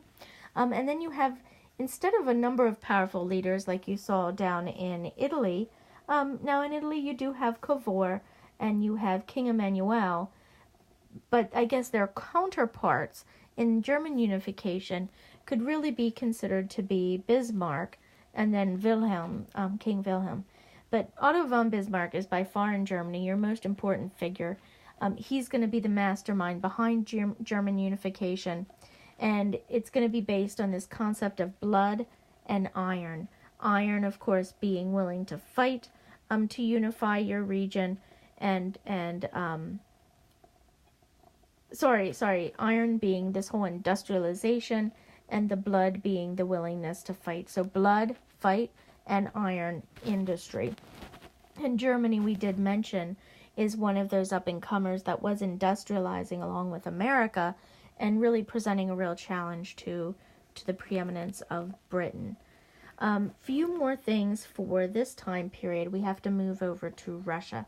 So at the same time that other parts of the world are now starting to industrialize, now starting to unify and form a nation, we also have similar things beginning to happen over in Russia.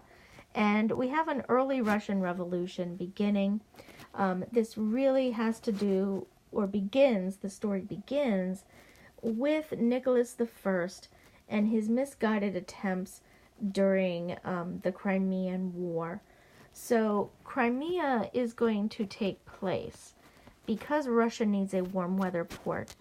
All of Russia's ports are cold weather ports. They've been cut out of all of this trade and expansion that Europe is doing, and they feel as though if they can gain control over the Black Sea, that will give them access to the Mediterranean through here, and then from there, of course, entering into major trade networks. The problem is that this area down here is controlled by the Ottoman Empire. Now, the Ottoman Empire, as we discussed in the Middle East review, has been weakening, and so Russia feels as though it can take over and defeat the Ottoman Empire, taking control of the Black Sea, but perhaps even other areas as well. Now, interestingly, Nicholas I and the rest of Russia feels as though Europe is going to support them in this war because they are both Christians, and they do not. Europe sides with the Ottomans, and we discussed why in the previous one. They were the sick man of Europe. They want to maintain them as a puppet. Russia is an up-and-comer. Russia is competition to Europeans.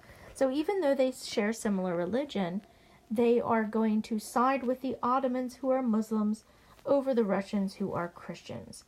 And this loss in Crimea is going to have a devastating impact on Russia. It's going to exhaust resources, men, and at the end of this, the Tsar is going to die. You do have some early revolutionaries like the Decembrists who are rising up against the Tsar. They would like to see Russia transition to a limited constitutional monarchy, or better yet, to a democracy like the ones you have seen emerging throughout the world at this point in time. Alexander II is going to come into power after his father, And a lot of revolutionary changes are going to take place. He is going to be the first to industrialize.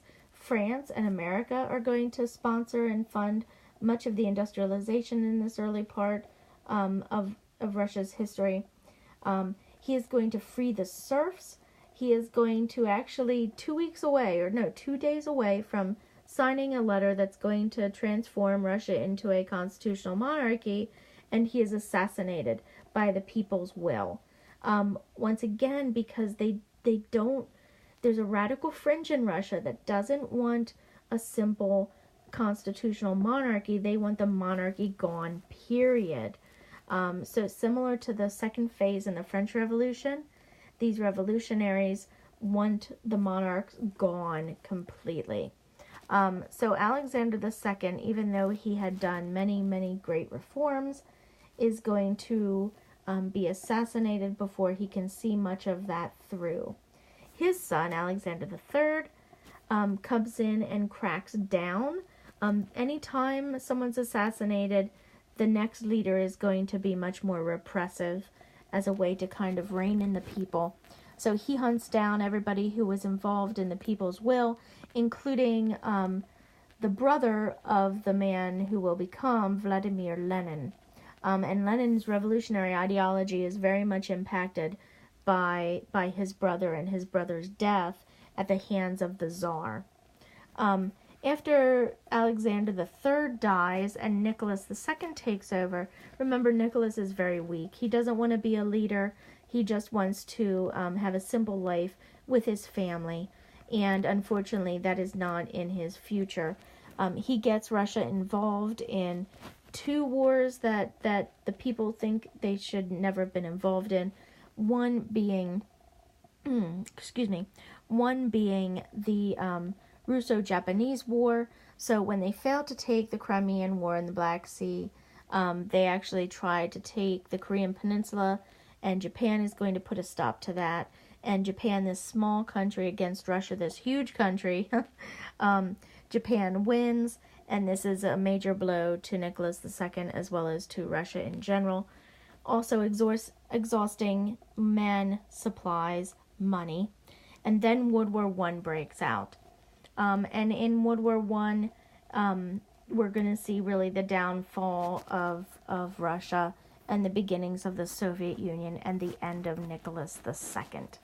The only other thing to really know for Nicholas II is that he refuses to give up the monarchy entirely, because he does believe in divine right, and he thinks if he abdicates, that's a sin against God, and he's a very devout Christian. He does not want to sin against God. He also creates the Duma, but he's also responsible, which is the legislature, kind of like the National Assembly in France, or Parliament in England, or Congress in the United States, the Duma. But then he's also responsible for things like Bloody Sunday. So a very kind of mixed bag when it comes to Nicholas.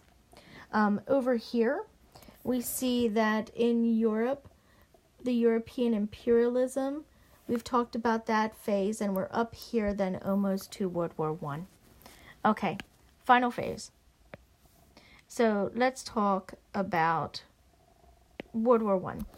So phase 4 is the modern phase, and this is the phase in Europe from 1900 to like now, right? The present. This is dominated by a few things: the 2 world wars, the Cold War, the Bolshevik Revolution in Russia, fall of the Ottoman Empire after World War I, and then of course ending with globalization. So the world wars. Let's begin with World War I, which we have right here. And World War I, a few key things to remember. There was the Eastern Front, which was against the Soviets, the Western Front, which is where most of your trenches were, against France and Britain. They were using colonies during this war and making a lot of promises of independence if they helped. Of course, all those promises were broken promises, and nobody achieved independence afterwards. At the end of World War I, Germany is punished tremendously in the Treaty of Versailles, even though the war was started by Austria-Hungary. Remember, it was a Serb nationalist group, the Black Hand, that actually assassinates the Archduke, which becomes the flashpoint for this war. The war occurs because of the alliance system. Russia joins Serbia's side. Germany joins Austria-Hungary's side, and from there it brings in France and Britain and Belgium and others. They were also massively building up weapons and arms. There had been an arm race in Europe ever since the period of the Ottoman Empire, the beginnings of it, and the expansion of the knowledge of gunpowder to Europe. So the arms race had been going on for quite some time. Europe had been supplying a lot of the old land-based empires with firearms. So that you see this kind of perfect combination of imperialism, nationalism, militarism, and the alliance system that's going to lead Europe to be this powder keg just waiting to go off, which it does in World War I. At the end of World War I, of course, I said they punished Germany tremendously for this in the Treaty of Versailles. And the other thing that they create out of this is the League of Nations. Now remember Wilson's 14 points call for a number of things. No more secret treaties, the end of colonization, not to punish Germany, and the creation of a system by which countries can talk peacefully and solve their differences rather than fighting. Out of all of those, Britain and France say no to every single one of them, except the creation of that new governing body. That becomes the League of Nations. Ironically, America is the one to not join it. And it's one of the worst periods of time in Woodrow Wilson's life. He actually dies shortly thereafter, feeling a failure for never having gotten that passed. Now, a few things that come out of World War I that are really important. So first, there is a major flu pandemic immediately after the war in 1918. The reason being, all these people from all over the world, including colonies, had come to fight in this one geographic region. As they're fighting one another, they're spreading diseases and pathogens as well. When the war is over, they all go back home and take those diseases with them, and more people die from the 1918 bird flu than died from in the war. So that's going to have a major effect on the population. The other huge impact, of course, however, is the Bolshevik Revolution. So as I said, Nicholas II had really decreased the power of Russia by taking on these extra wars that it wasn't winning. Well, much of the fighting was happening in World War I on the Eastern Front against Russia, and many, many Russians were dying. They had to ration their food. They were running out of money, running out of food, running out of supplies. And so people are going to rise up, rebel, and eventually Nicholas II has to step down, and a moderate government is brought in and controls the country.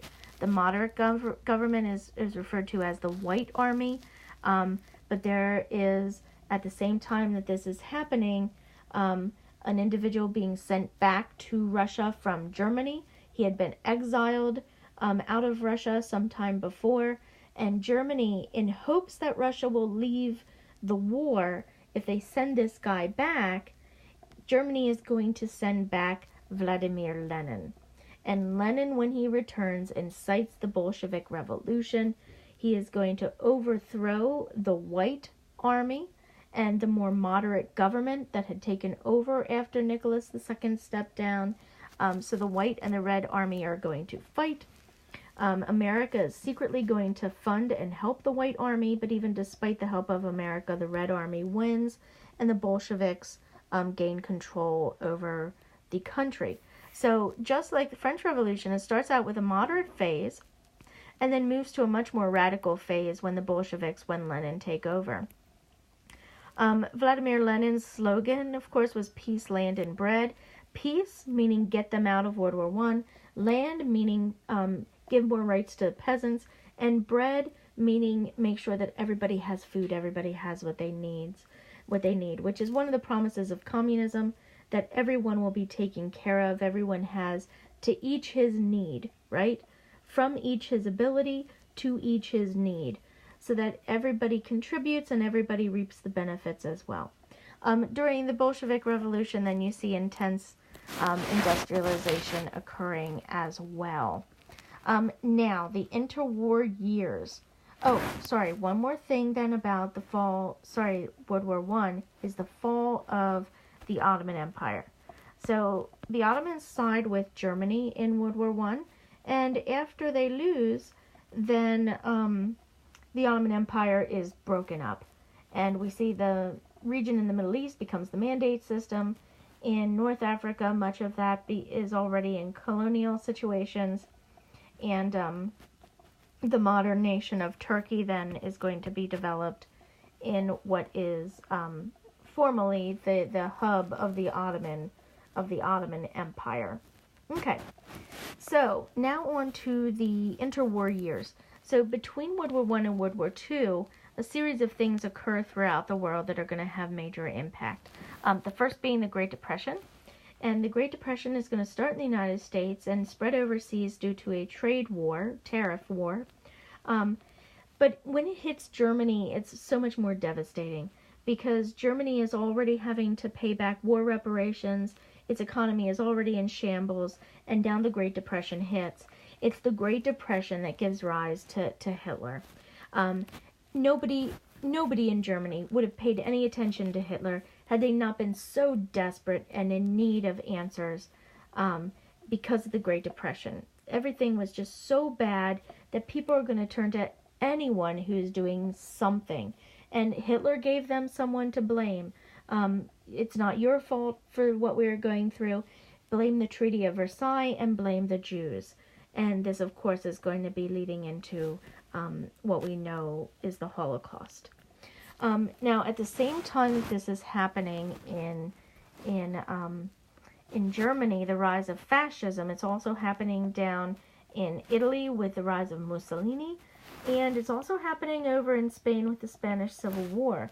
Spanish Civil War, Germany is going to use as kind of a testing ground for some of the new technology that they're developing in secret, and planning on using when they expand during the Second World War. So the Spanish Civil War with Franco is going to give rise to fascism there as well.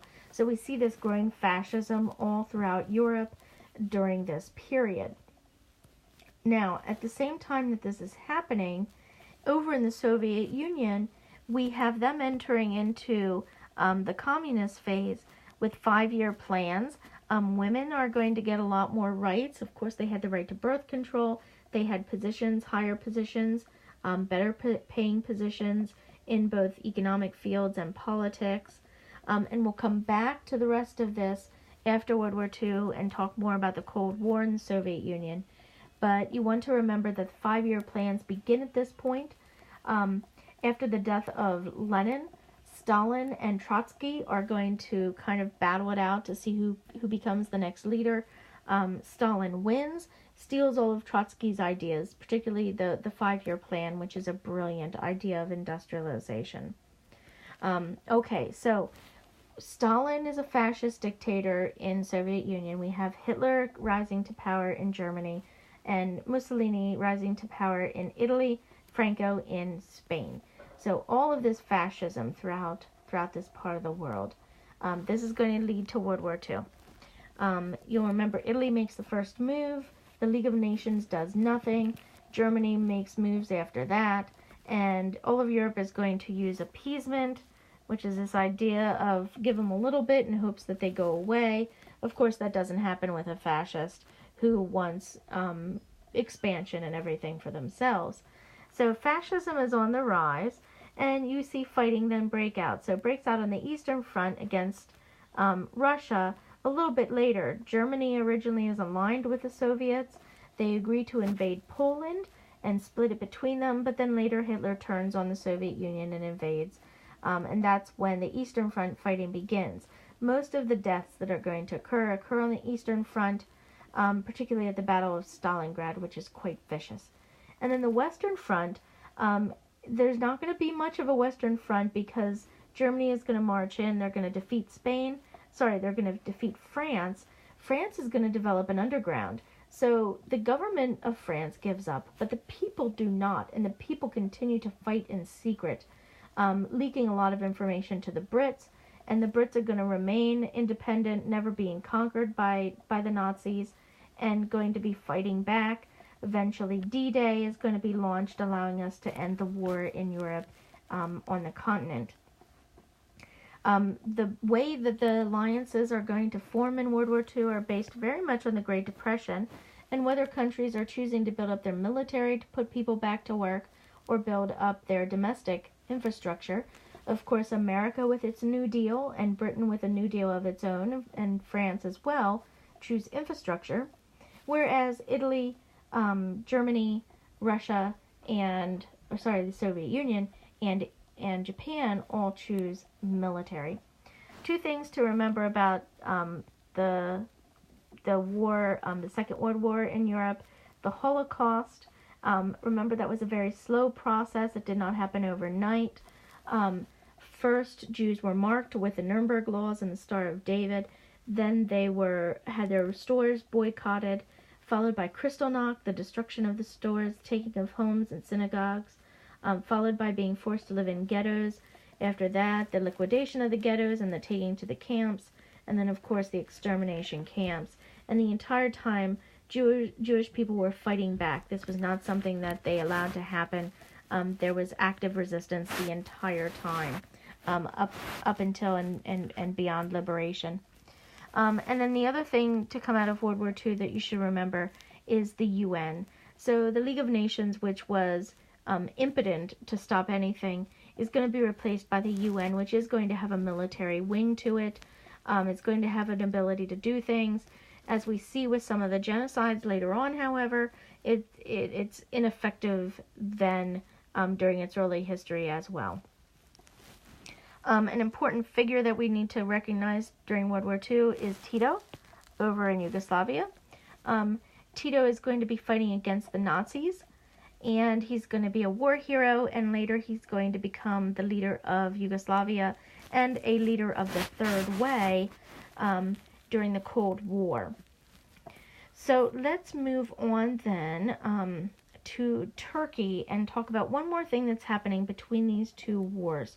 So during the First World War, we see ultranationalism starting to rise in Turkey, and it really takes hold then during these interwar periods. This is when the Armenian genocide takes place. The Armenians, remember, they are a Christian population in Muslim-dominated Turkey, and they are going to be exterminated in in massacres, and are going to be forced to go on marches as well into the Syrian desert, during which time many of them die as well. This is our first genocide of the 20th century. And this happens in that interwar period as well. Okay, next big thing, end of World War II in Europe, and what do we see developing immediately afterward is the Cold War. And all of Europe becomes divided between alliance with the Soviet Union and alliance with America. The American alliance system is called NATO. The Warsaw Pact is the Soviet alliance system, and the Warsaw Pact relies on creating satellite states, or these states that are going to orbit or surround as a buffer for the Soviet Union, protecting it from these bad capitalist countries over here in Western Europe. Now, you do want to remember that America is giving a lot of aid to Europe through the Marshall Plan and then the Truman Doctrine as well, because Europe is devastated after these wars. This is also when Europe is going to start to lose its colonies because it simply can't afford to maintain them anymore. But America is going to be giving a lot of money, and this is one of the reasons why America rises to economic dominance, because none of these wars were ever fought on their territory, and therefore they were not weakened economically by them. In fact, they come out better because of them. So you see the world being broken up, and Europe is no exception, into the Soviet alliance system, the Second World, and the United States alliance system, the First World. In the Soviet Union during the Cold War, you also have a few extra things that we need to mention here. So go back and look at the stuff on Khrushchev and Brezhnev. So Khrushchev, if you remember, after the death of Stalin, he's going to come to power, and he de-Stalinizes much of the Soviet Union. So he brings to light a lot of the awful things that Stalin was doing, the purges, the gulags out in Siberia, and he's going to kind of open Russia up again a little bit. This isn't entirely a positive period in time for Russia.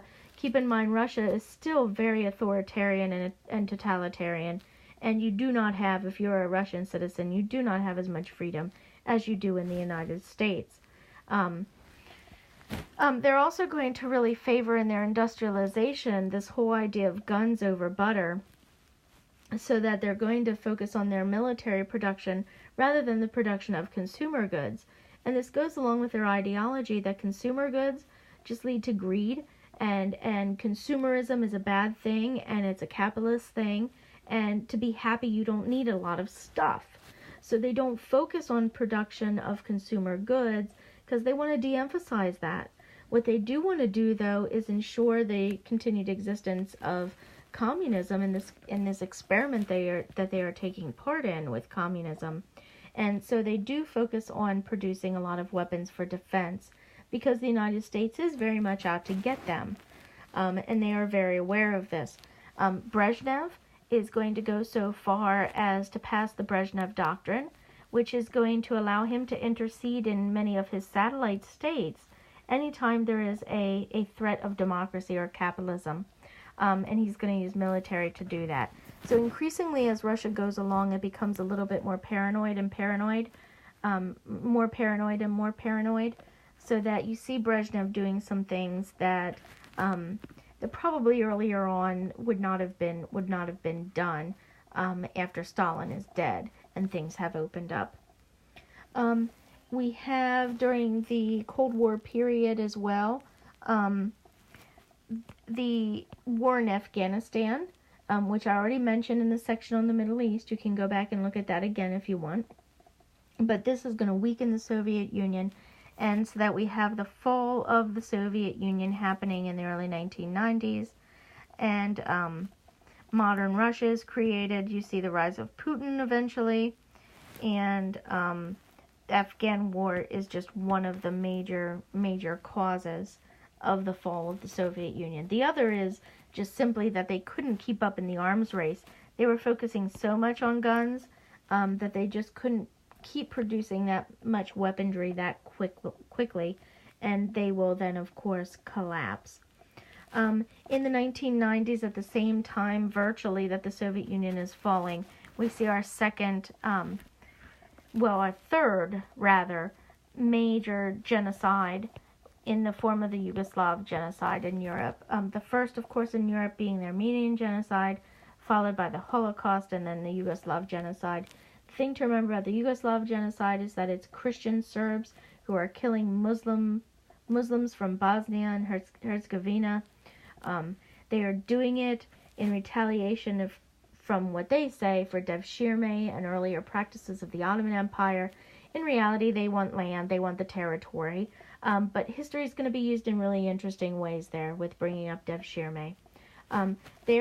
What's significant and kind of unique about the genocide that's happening there is the use of the rape camps, and it's almost an industrialized form of rape that takes place there. So we have that genocide happening in the 1990s, and just like the Armenian genocide, just like the Holocaust, people knew that it was happening. The UN was actually on the ground in Yugoslavia when it was taking place, and they turned people away. They refused to help people who are then massacred right in front of their eyes. It's just absolutely awful, and the UN proves to be very ineffective. Throughout the 1990s, we do have some positive things happening in Europe. Europe forms the European Union, which is this cooperative economic system that countries in Europe are going to create to band together and challenge powerful economies like China and the United States. It's increasingly becoming obvious that European countries on their own, since they are so small, just cannot compete with some of the larger nations around the world at that point in time. So the EU is formed. What we're starting to see now, though, is potentially a breakdown of the EU. So maybe we're reverting back to these smaller nation states as competitors. So the EU and the potential collapse of the EU is something quite interesting. Over here on our geohistogram, we're all the way up to this point, and finally we're culminating with globalization. And globalization, this larger pattern of shared economic institutions, interwovenness, so that if the economy of one country, say Iceland, which we talked about, falls, it's going to have impacts on all of the other countries. We're also seeing the spread of homogenized culture, much of it being Western, including Western Europe and the Americas, and North America particularly. So we have this increasing, expanding globalization as well that's happening here at the tail end. So, wow, an hour and a half into it, no, maybe even longer than an hour and a half into it here. We are done with European history. This is one of the longer ones, one of the more complex ones, and good luck listening to this whole thing all at once. It was hard doing it, so I can imagine it's going to be difficult listening to it, but listen to it in pieces and go back and forth and listen to what you need to.